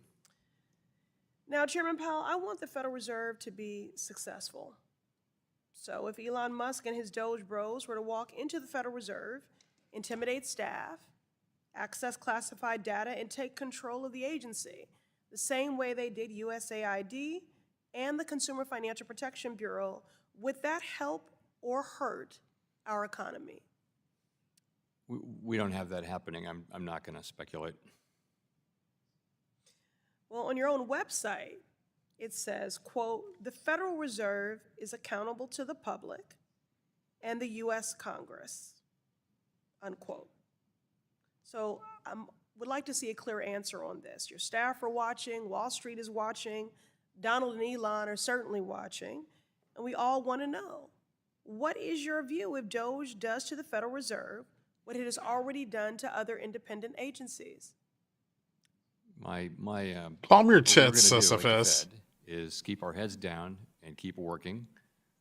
Wait to see what new policies emerge and try to make a thoughtful. Go get a sensible 30% loan set from of your policies local on our bank, part Bob. Once we understand the implications of those. Then you too can be part of the Fed. If Elon Musk or anyone from DOGE J-Pow keeps that attempts to fucking access door the Federal Reserve's closed. private data, will you immediately Accurate alert and true. the members of this committee? If he said that right now, he would be a god among men. Thank you. This is as clear to me as night and day. Donald Trump and Elon Musk are not trying to help working class people. They're trying to help themselves. They want the Fed to be a tool that helps the rich get richer, banks get bigger, and regulations disappear altogether. But that is not your mandate. The Fed must maintain its independence and integrity. Put the interests of the public before Elon Musk. The world's richest man does not care about the price of eggs. He doesn't have to when he has already bought the presidency. I yield back. The gentlewoman yields back. The gentlewoman from California, Ms. Kemp. To be fair, it wasn't that expensive. Thank you, Chairman Hill and Chairman Powell. Thank you for joining us today. And I want to commend you again for ignoring the outside noise and staying true to Fed's dual mandate.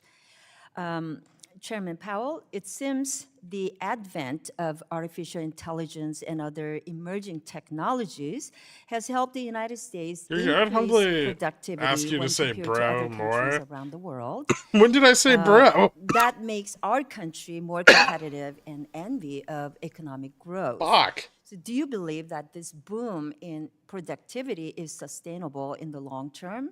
And if so, how does that increase in productivity affect your models to forecast inflation, therefore monetary policy? We have had a boom in productivity. It is most welcome. How are we doing? And of course, it Fucking would be coughing great if makes it my was shoulder sustained. I hurt. think if you look at the candidates A lot. that try to explain it, some of them Holy are kind shit. of one-time things, and some of them could be more sustained. You mentioned technology and AI. That's normal. To the extent That's that's fine. part of it, that could be a sustainable increase in the rate of growth and productivity. To the extent it was more about job reallocation, people switching jobs coming out of the pandemic, that's kind of a one-time thing. Also, we had a wave of startups, a wave of early stage companies, startups. That also tends to be linked to productivity. That too could just be a one-time increase in productivity. Literally, I think that's a broken rib. No, it's definitely not a broken rib. For very long, but again, it's nowhere near my gonna depend ribs. on many things, and it's as long as we have this increased productivity, it's most welcome and important. Thank you. Over the past decade, we've seen Fed intervene with more regular frequency. I fucking to fell on maintain the ice, orderly like on functioning of the my US Treasury on the front market steps of my much more building than last decades week. before. It seemed like the private sector was able to manage this without too much Fed intervention pre-financial crisis, and a long-standing and growing bipartisan consensus that the SLR and other regulations may be causing this. If so, what do you think the solution is to reduce the need for frequent Fed intervention? So I do think we need to work on Treasury market Is structure. Rims and Tim's perma-banned? He's not banned at all. Will be reducing the calibration of the supplemental leverage ratio. As you He just mentioned. became a That's pigeon something whale. that I have long supported, and for the reason On his that, first step towards the finally quantity of owning the treasuries Range Rover that he has wants to grown really lease. significantly, and the capital allocated to intermediating trades in treasuries has not, in fact, has shrunk. So we need a liquid treasury market, and this is one of the things that we can and should do is to reduce the calibration of that measure. Thank you. I want to go back to March 2023 in response to the fallout of Silicon Valley Bank. It is my understanding that the Fed is analyzing ways to create a more efficient process for financial institutions to access the discount window.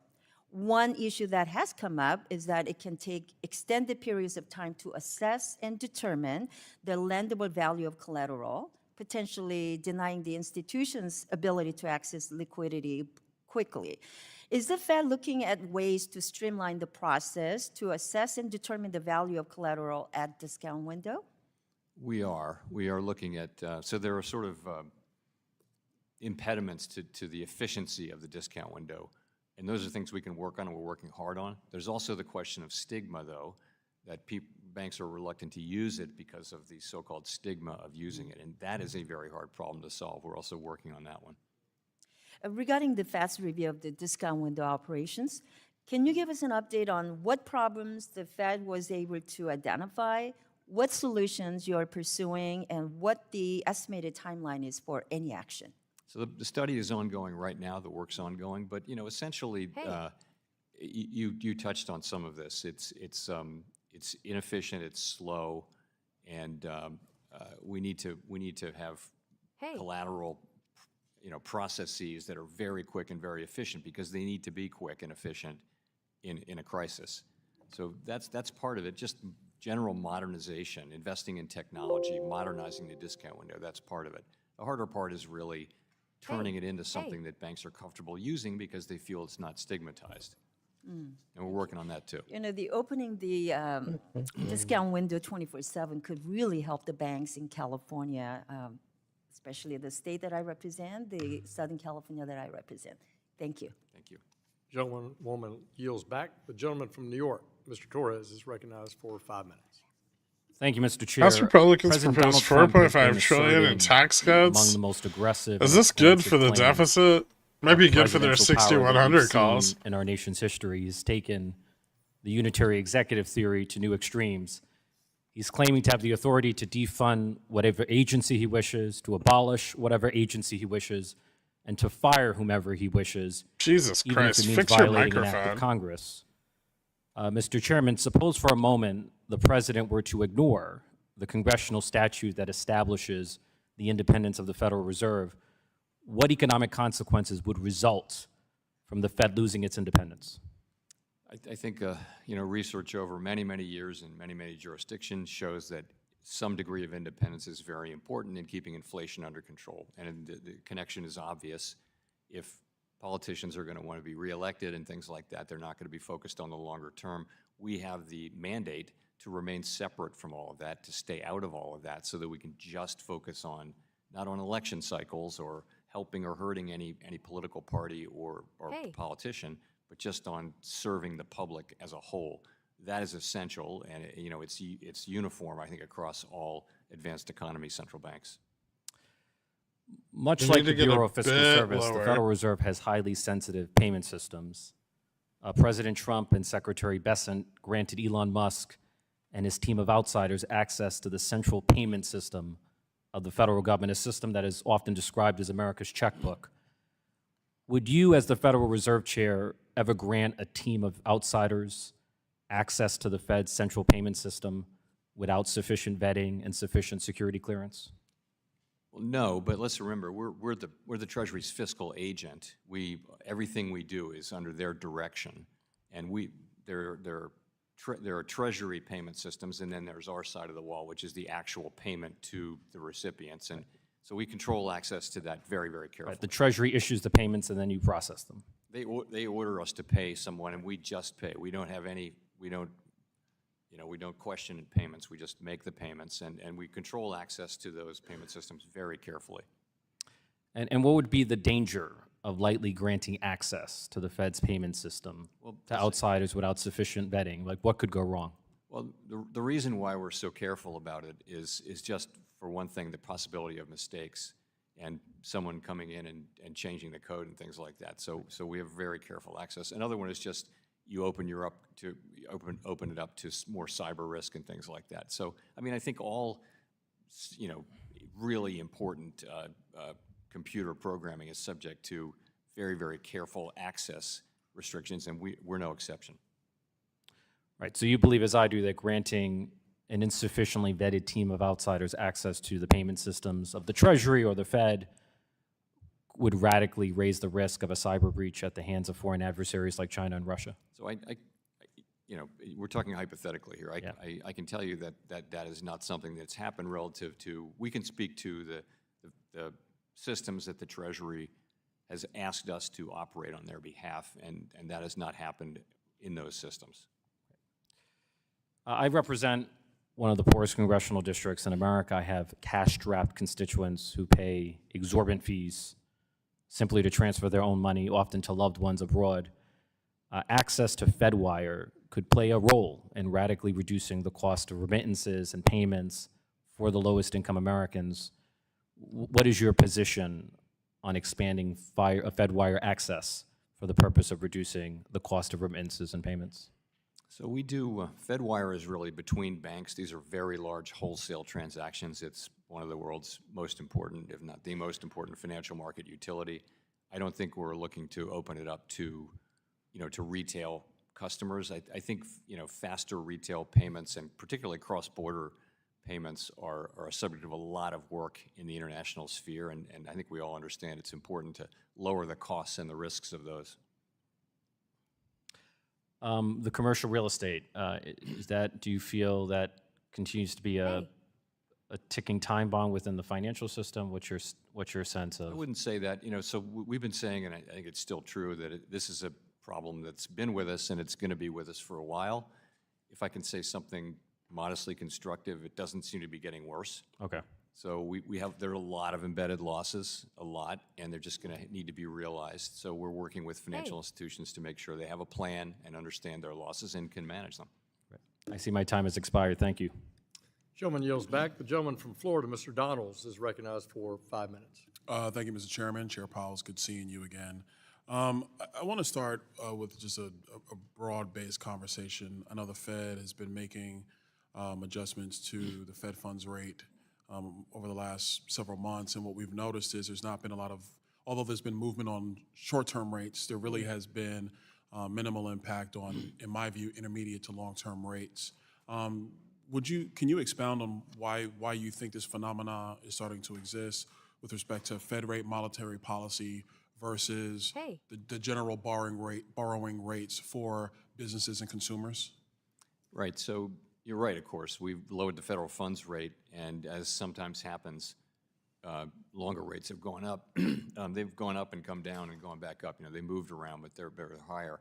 And the reason is that we don't control long-term rates. They react to a whole bunch of different things, including a sense of more deficit spending coming, including expectations of more growth and of risk of higher inflation, but not, so markets aren't pricing in higher inflation, but maybe pricing in that the risk of that is there.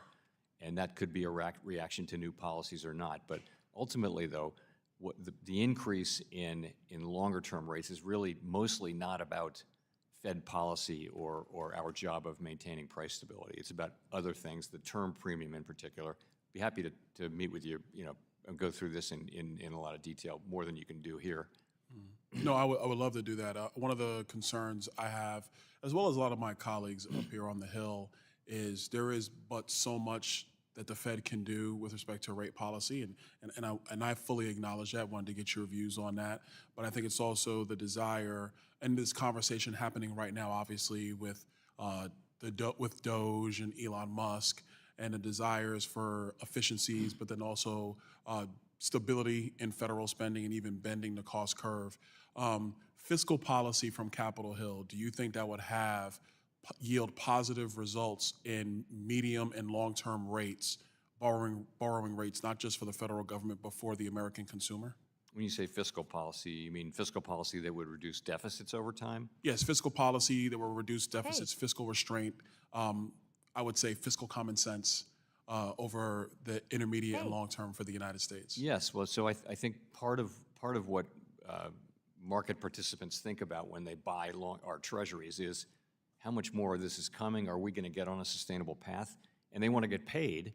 If the answer to that is, wow, we don't have a lot of confidence in that, then they're going to need, so the term premium, the so-called term premium goes up for that reason.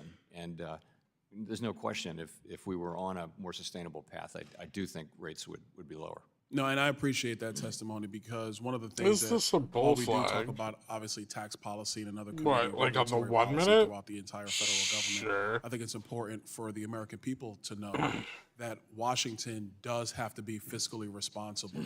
And if we are not, and I say all of Washington, if we are not, then the risk premium, so to speak, for borrowings in the marketplace are going to increase. Not because of the American consumer, not because of the strength of the American engine, but simply because the amount of treasuries that we are putting out to market are just demanding a higher premium for every new dollar that we borrow, because simply people want to be paid back. And it's just something where, Chairman, you don't have to comment on that. It's something I think is important for the American people to understand. That is the major issue, if you will, over the next 20 years, 10 to 20 years for the federal government, that we have to get our fiscal house in order if we're going to give the American consumer, who might be poor, trying to make a way in this country, middle income, trying to just take care of their children and figure out what the next stage in life is going to look like. People who are in the upper middle class, who are now forming businesses, building some real wealth for themselves and for their family, all of that is at risk if the United States government does not take its fiscal health as serious as any other family and any other business would do.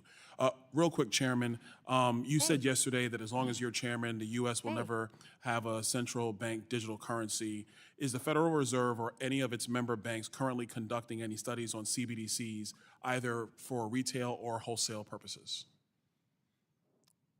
I mean, we're not doing any work that is designed to lead to a retail CBDC. That's not happening. When we don't support one, we don't have legal authority to do one. So no, the notion of a wholesale CBDC is really not one that we think about or accept. We have, take Fedwire. Fedwire is a real-time, digital process of trillions of dollars every day between banks.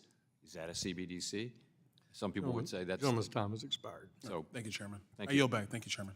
Gentleman yields back. The gentlewoman from Texas, Ms. Garcia, is recognized for 5 minutes. Thank you, Mr. Chairman, and Chairman Powell, thank you so much for being here today. It's always a pleasure visiting with you.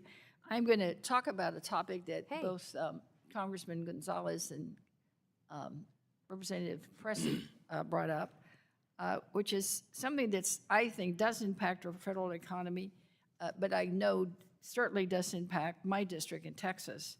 I'm really concerned about President Trump's mass deportations efforts and their impact on your dual mandate. I believe the last time you were in front of this committee, I asked you about the impact immigration had on monetary policy, given last year's Congressional Budget Office estimates. As a reminder, the report estimated that the labor force in 2033 will be larger by 5.2 million people, largely due to the immigration surge. Since then, there have been more reports and research about the impact the immigration has on our economy, both in maximizing the employment and stability in our prices. For example, immigrants are fulfilling lower paying and oftentimes dangerous jobs more frequently than U.S.-born workers. They earn more money, pay taxes, invest back in our economy through everyday goods and services, and help create even more jobs. There's the A study 60. done by the National Academies of Science, there it is. Engineering, and Medicine found that foreign-born workers, or as some people say, immigrants, pay $237,000 more in taxes over their lifetime than they receive in benefits.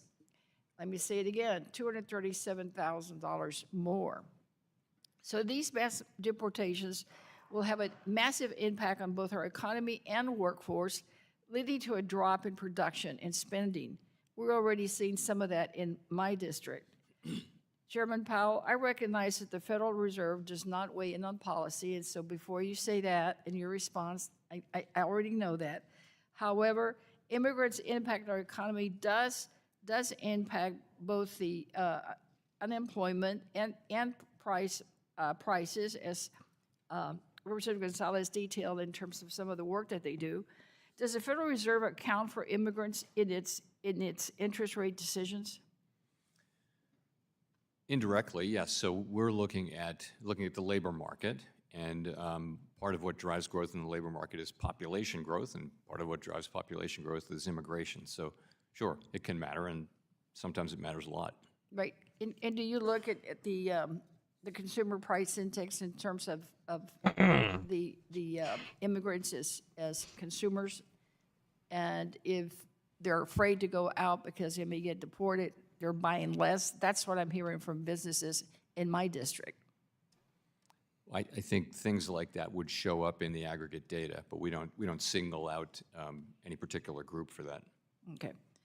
So can you quickly list some of your Federal Reserve responsibilities, and do you have capacity to assume the role of being our consumer watchdog as the president now is focused on getting rid of the Consumer Financial Protection Bureau? So before Dodd-Frank, the OCC, the FDIC, and the Fed all conducted consumer exams and enforcement for the banks that they regulate and supervise. So for us, it's state member banks, and for the FDIC, state non-member banks, for the OCC, national banks. Dodd-Frank took all banks over $10 billion in assets away just for purposes of consumer examinations and enforcement, gave them to the CFPB. Statutorily, you could give that back to us or not, but it's certainly possible to restate the old order, but that would have to be something No, I realize you've also said that your team will be there to get the job done. You've got your nose to the grind. We sent a bunch of people over to CFPB. We would need those people back. We don't have the people now who could take that over. They moved many people from the Fed and the OCC and the FDIC. So there would have to be a reallocation of resources. Yes. Okay. All right.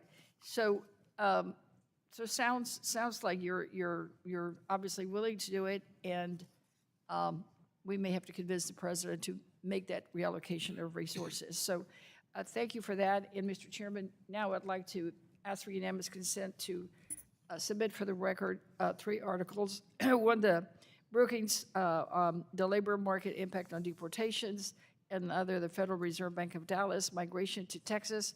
Where are they selling puts? And the second one on unprecedented immigration surge boosts job growth. Without objection. And I yield back with 45, 40. No one yields back. Last member to question the chairman today will be the gentleman from New York, the vice chairman of the subcommittee on capital markets, There's a Mr. Garbarino. tiny bit You're of now puts sold at recognized 60, for but 5 not minutes. many. Thank you, Mr. Chairman. Like Chairman 50? Powell, it's good to see you again. After the last open market committee There's a meeting, few you at, said that the labor market 65, like conditions remain 100. Solid, unemployment has stabilized, and conditions in the labor market are balanced. I think This comes on the heels GN, of a jobs report this past Friday that indicated the economy added 140,000 jobs. the weekly during the month of GN's at January. like 66. Yet, when you peel back this data and look at recent employment data for the smallest of small businesses, the mom and pop shops, so firms without, not with 100 employees, like those included in the jobs report, you see that small businesses are actually consistently losing jobs. In fact, the latest Intuit QuickBooks Small Business Index showed that employment for U.S. small businesses with 1 to 9 employees decreased by 42,000 jobs compared to January. Last month, in my home state of New York, small business employment decreased by 0.33% and revenue decreased by 0.62%, which is a decrease of $350 per small business on average. Do you believe that we are seeing the same economic and business trends between companies with fewer than 10 employees? You could see a and larger pullback here. I guess not. We need to No, get I back mean, under I think 60, it's, though. It's always the case that there are differences between. There'll probably be some sectors and profit size taking. companies and all that, and we're really left with looking at the aggregate numbers. Do you take into account the current macroeconomic trends of the smallest of the small businesses when setting policies? We do. You do? Yeah. I mean, well, for one thing, we read the same data you do. The Reserve Bank presidents come in, talk about their districts at length, and they talk about, if you read the Beige Book, they're going to talk about small businesses, nonprofits, everything. So we look at everything, but at the end of the day, there's only one national unemployment rate, but there are many, many subtle changes in the data that we monitor too. We all know small businesses drive the economy, and I know there's a company in my district, Brinkman Hardware, 40 years ago, they started with less than 10 employees. Now they have over 200. So they are able to grow, and they do great work.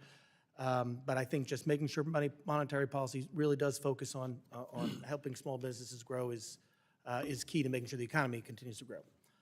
I'd like to move on to a topic that we've discussed on a few different occasions, Basel III Endgame. It is well known that I had some serious concerns with the initial proposal. One of those concerns that we haven't discussed is how the proposal would have impacted the securitization framework. At the time of the proposal, there was no narrative explanation, data, quantitative analysis, or financial modeling rationale for why the P factor was doubled.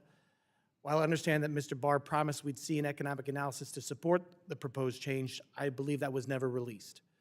So, Chairman Powell, I'm wondering, in your opinion, have you seen any market pressures or changes that would have necessitated such an increase in the P factor? I can't point to anything. I will say that we're going to look at all of that again when we get together again with the other agencies and try to move this forward. Okay, well, the proposed doubling of the P factor would significantly increase the amount of capital required for securitization exposures, making securitization more expensive for banks to participate in and raising the cost of limiting the availability of credit for households and businesses. I appreciate that you will look at that, but given how this proposed change may negatively impact a bank's ability to act as market makers in the securitization markets, when looking at this again, like you just said you would, can you commit to review this substantial increase given its outsized impact? Sure. I appreciate that, Chairman. And I just want to expand on one other topic that my colleague Representative Lucas brought up earlier. Over the past decade, we've seen the Fed intervene with more regular frequency to maintain orderly functioning of the U.S. Treasury market, much more so than decades before. It seems like the private sector was able to manage this without too much Fed intervention pre-financial crisis. Do you think regulation like supplemental leverage ratio, which some of your colleagues have commented on, is causing this? And if so, what do you think the solution is which will reduce the need for frequent Fed intervention? I think part of the answer is going to be to reduce the calibration of the supplemental leverage ratio. There are a number of things that probably need to happen with Treasury market structure, but that's one of them. That's one of the solutions, but do you think there's other things, and you'll all work on that? I do, yeah. Okay, I appreciate that, Chairman. Thank you very much for being here today, and I yield back. Lost Gentleman yields 60. back. I want to thank Chairman Powell for being with us today. Thank you for your testimony. Without all objections, all members will have 5 legislative days to submit additional written questions for the witness to the chair. The questions will be forwarded to the witness for his prompt response. Chairman Powell, please respond no later than March 31st, 2025. This hearing is adjourned. Nice. All right. Oh, that's over. Also the 10-year auction, which Wasn't great. 2.48 bid to cover. There's a big fat tail on it. Sold 42 billion, 32.11% at the high. Primary dealers only took 14.84.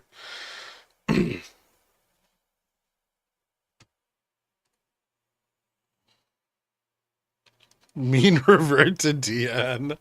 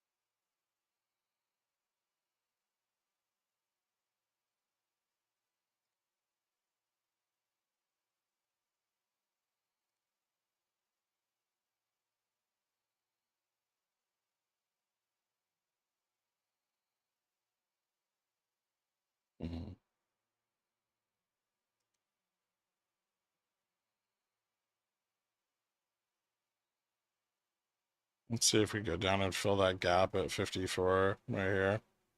Or, yeah, right here. Hold on, let me refresh this because I don't think that candle filled. There is a gap here at 54.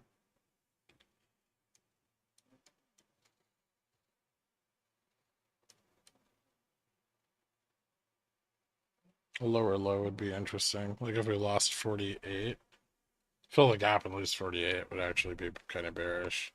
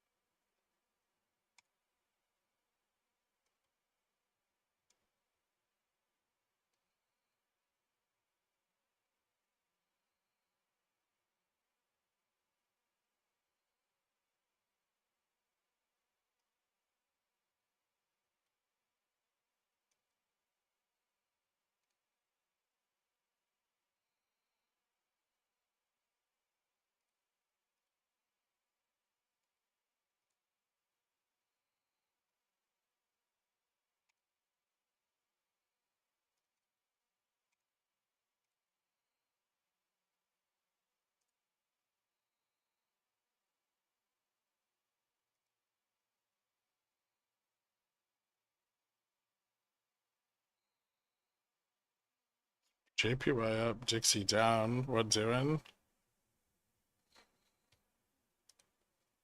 No, possibly some de-risking. The auction was bad. Like yields have been sliding down all day since the CPI report, but now they're turning back around. Fucking 10 years back at like 464 almost. I'm getting kind of close to filling the downside gap.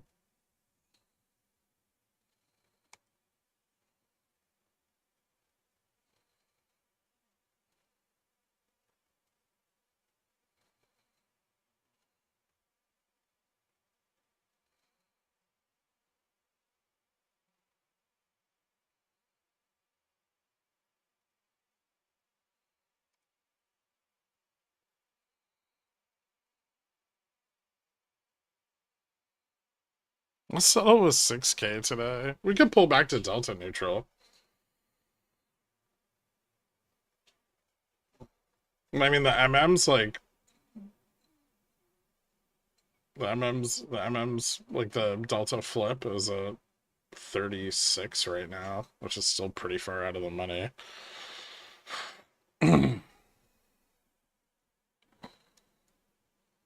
These recoveries aren't generally driven by bullishness, so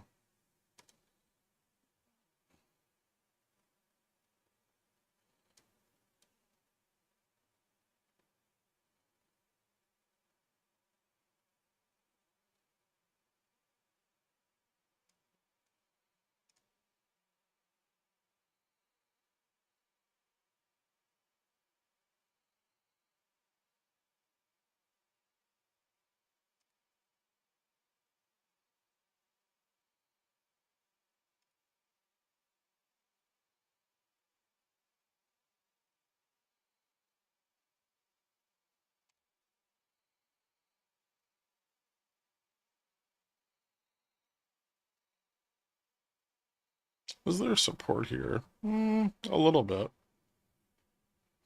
Not a lot. This is also GN on the monthly, so. And there's a downside gap under.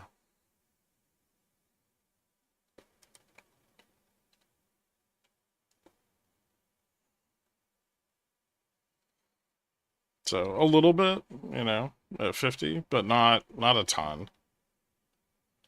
And a loss of 50, things flip negative pretty quickly, right? We fall back under that. Well, we really need to lose 48, but falling back under that synthetic short is quite bad. Getting a push up like this without squeezing the calls, usually means that the sustainability of the upside move is seriously in question.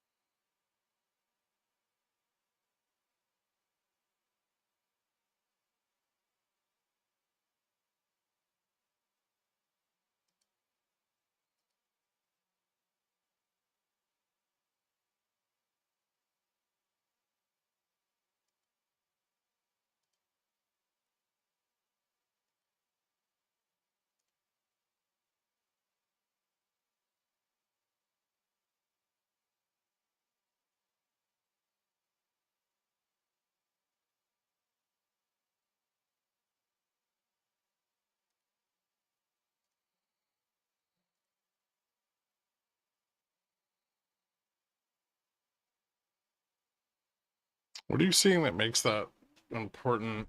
So there's a synthetic short at 50. And if we lose like 48, 47, right in that range, the like negative edge of that synthetic short starts to drive prices down.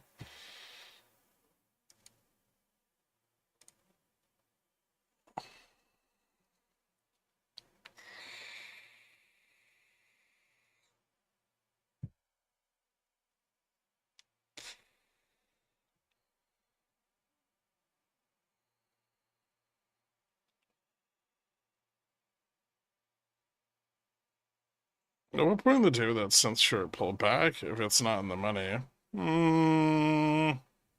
It might not. It might just roll.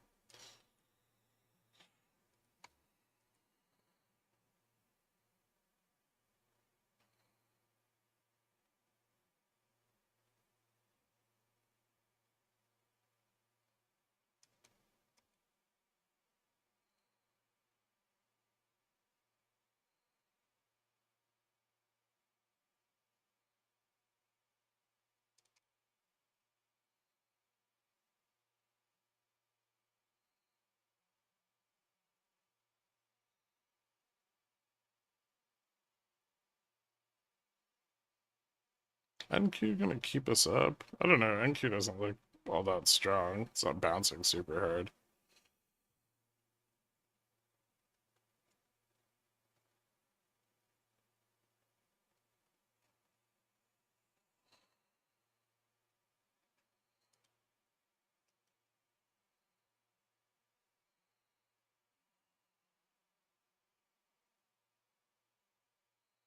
Why do you keep getting back into this piece of shit GameStop?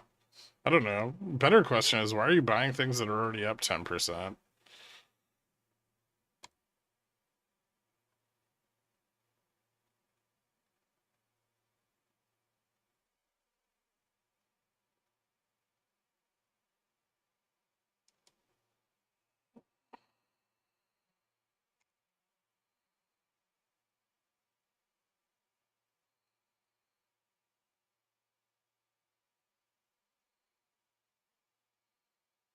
Yeah, I know XRT came off rig show. And then GameStop ran. So it's like kind of boring, right? Now.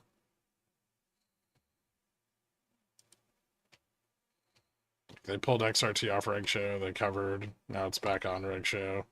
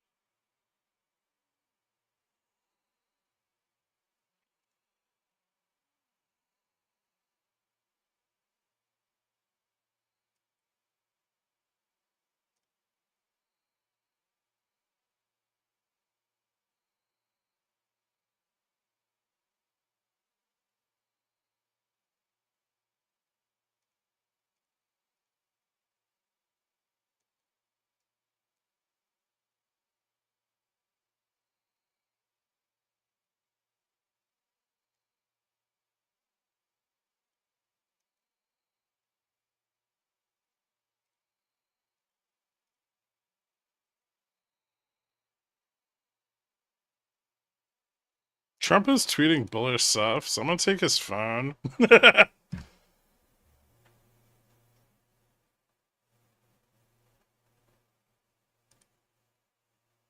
Yes, he's saying nice things about like Ukraine.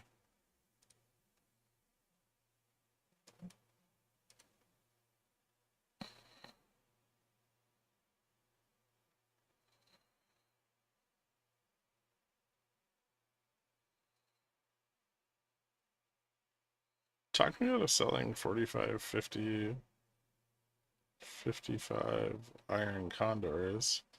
Why?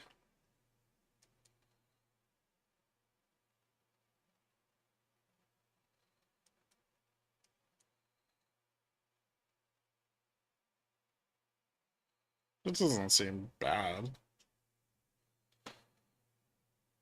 A little risk exposed on the downside, though. Which I'm not a huge fan of. They pay pretty well. Okay. I would be more worried about losing the 45.50. I don't think you've chosen well for the lower spread, but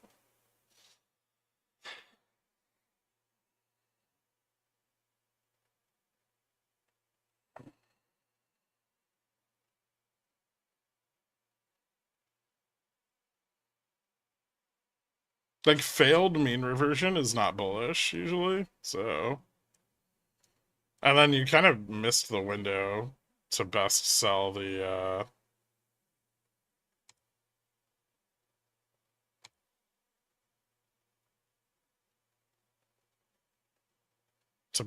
calls.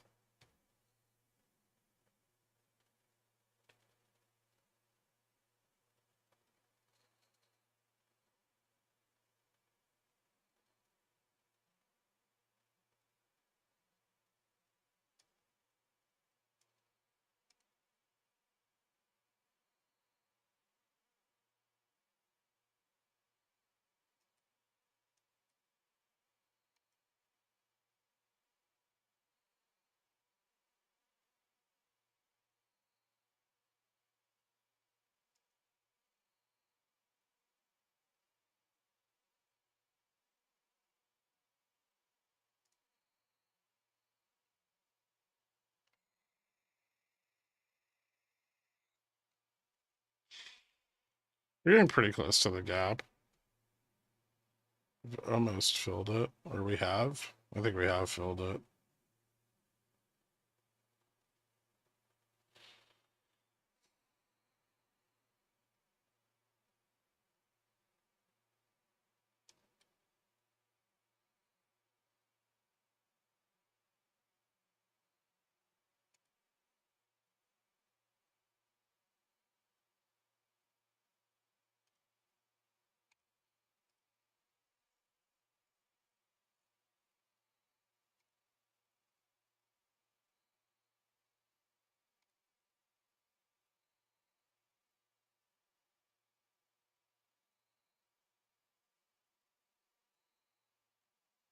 We haven't wicked down yet.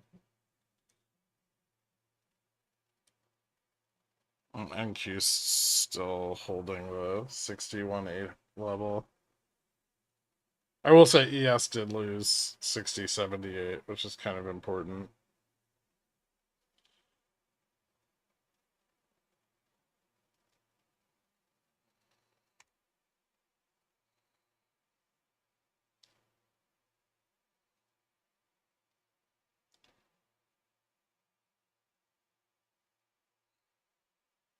We'll have to see what happens here. This is important. Like this range from like 54 down to 48.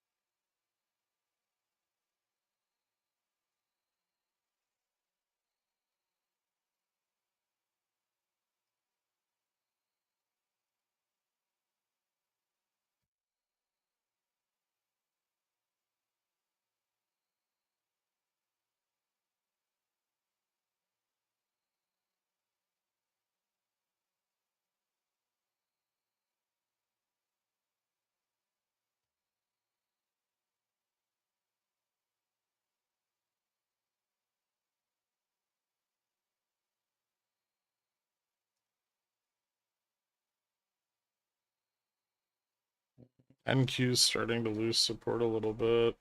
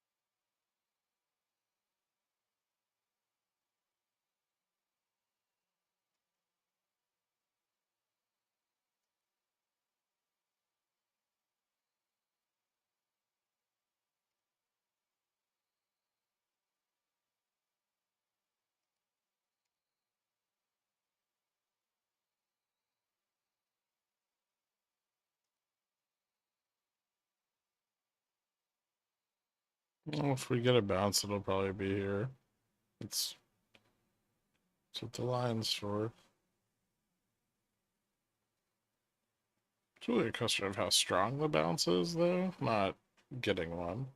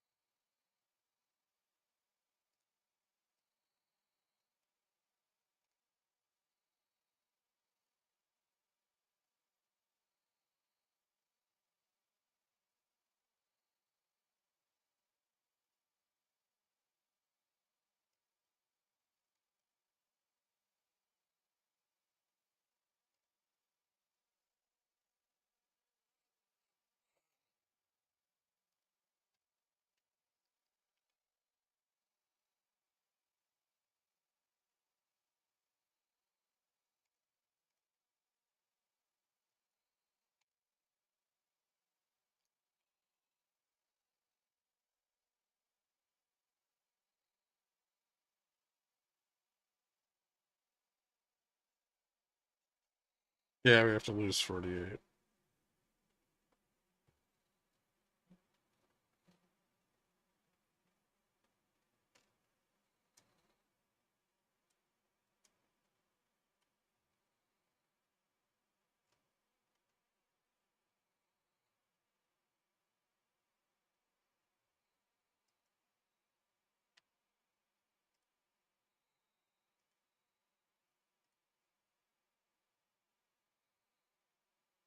Ooh. See?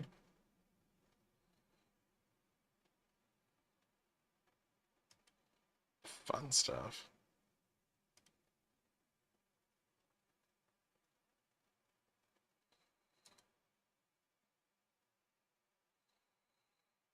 What did Trump say?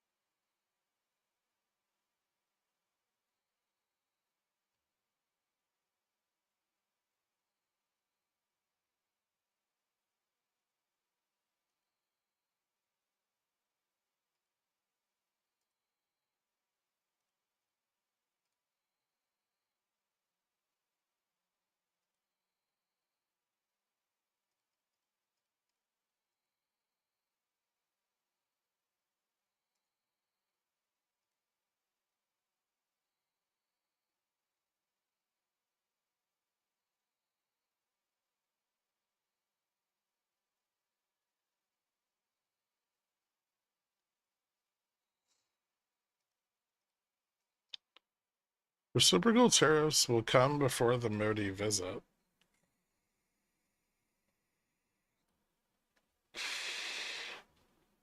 Trump wants interest rates lower. Who gives a fuck?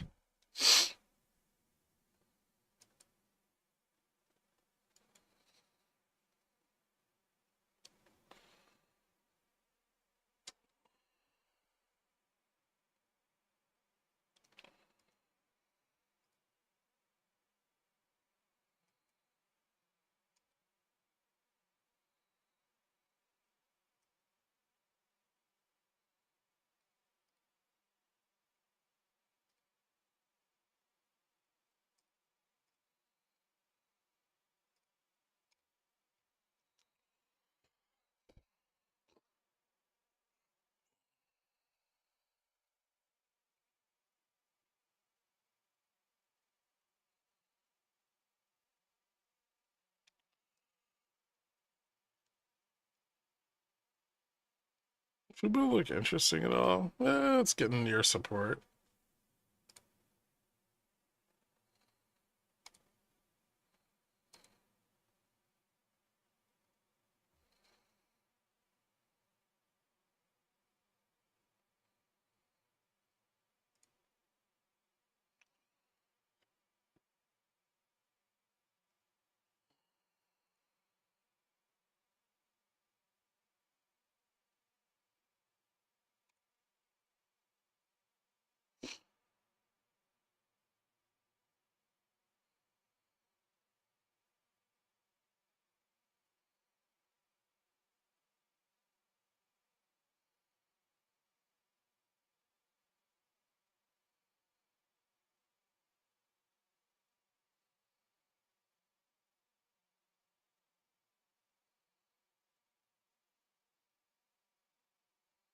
I don't think the tariff news is particularly bullish.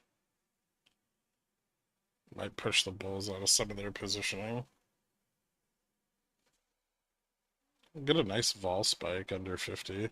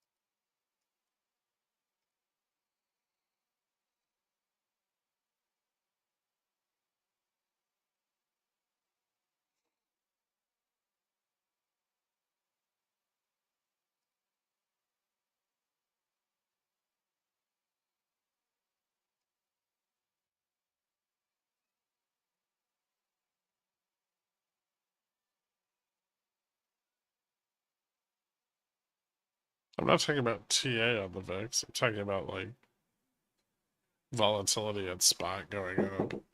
Hold on.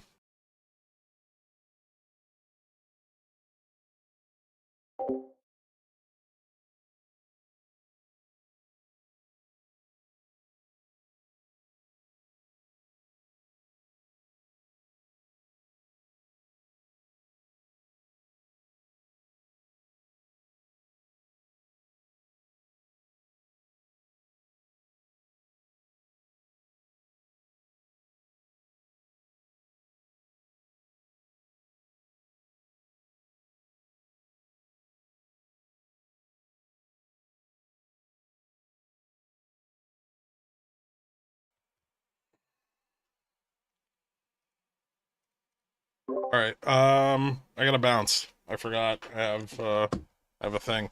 So,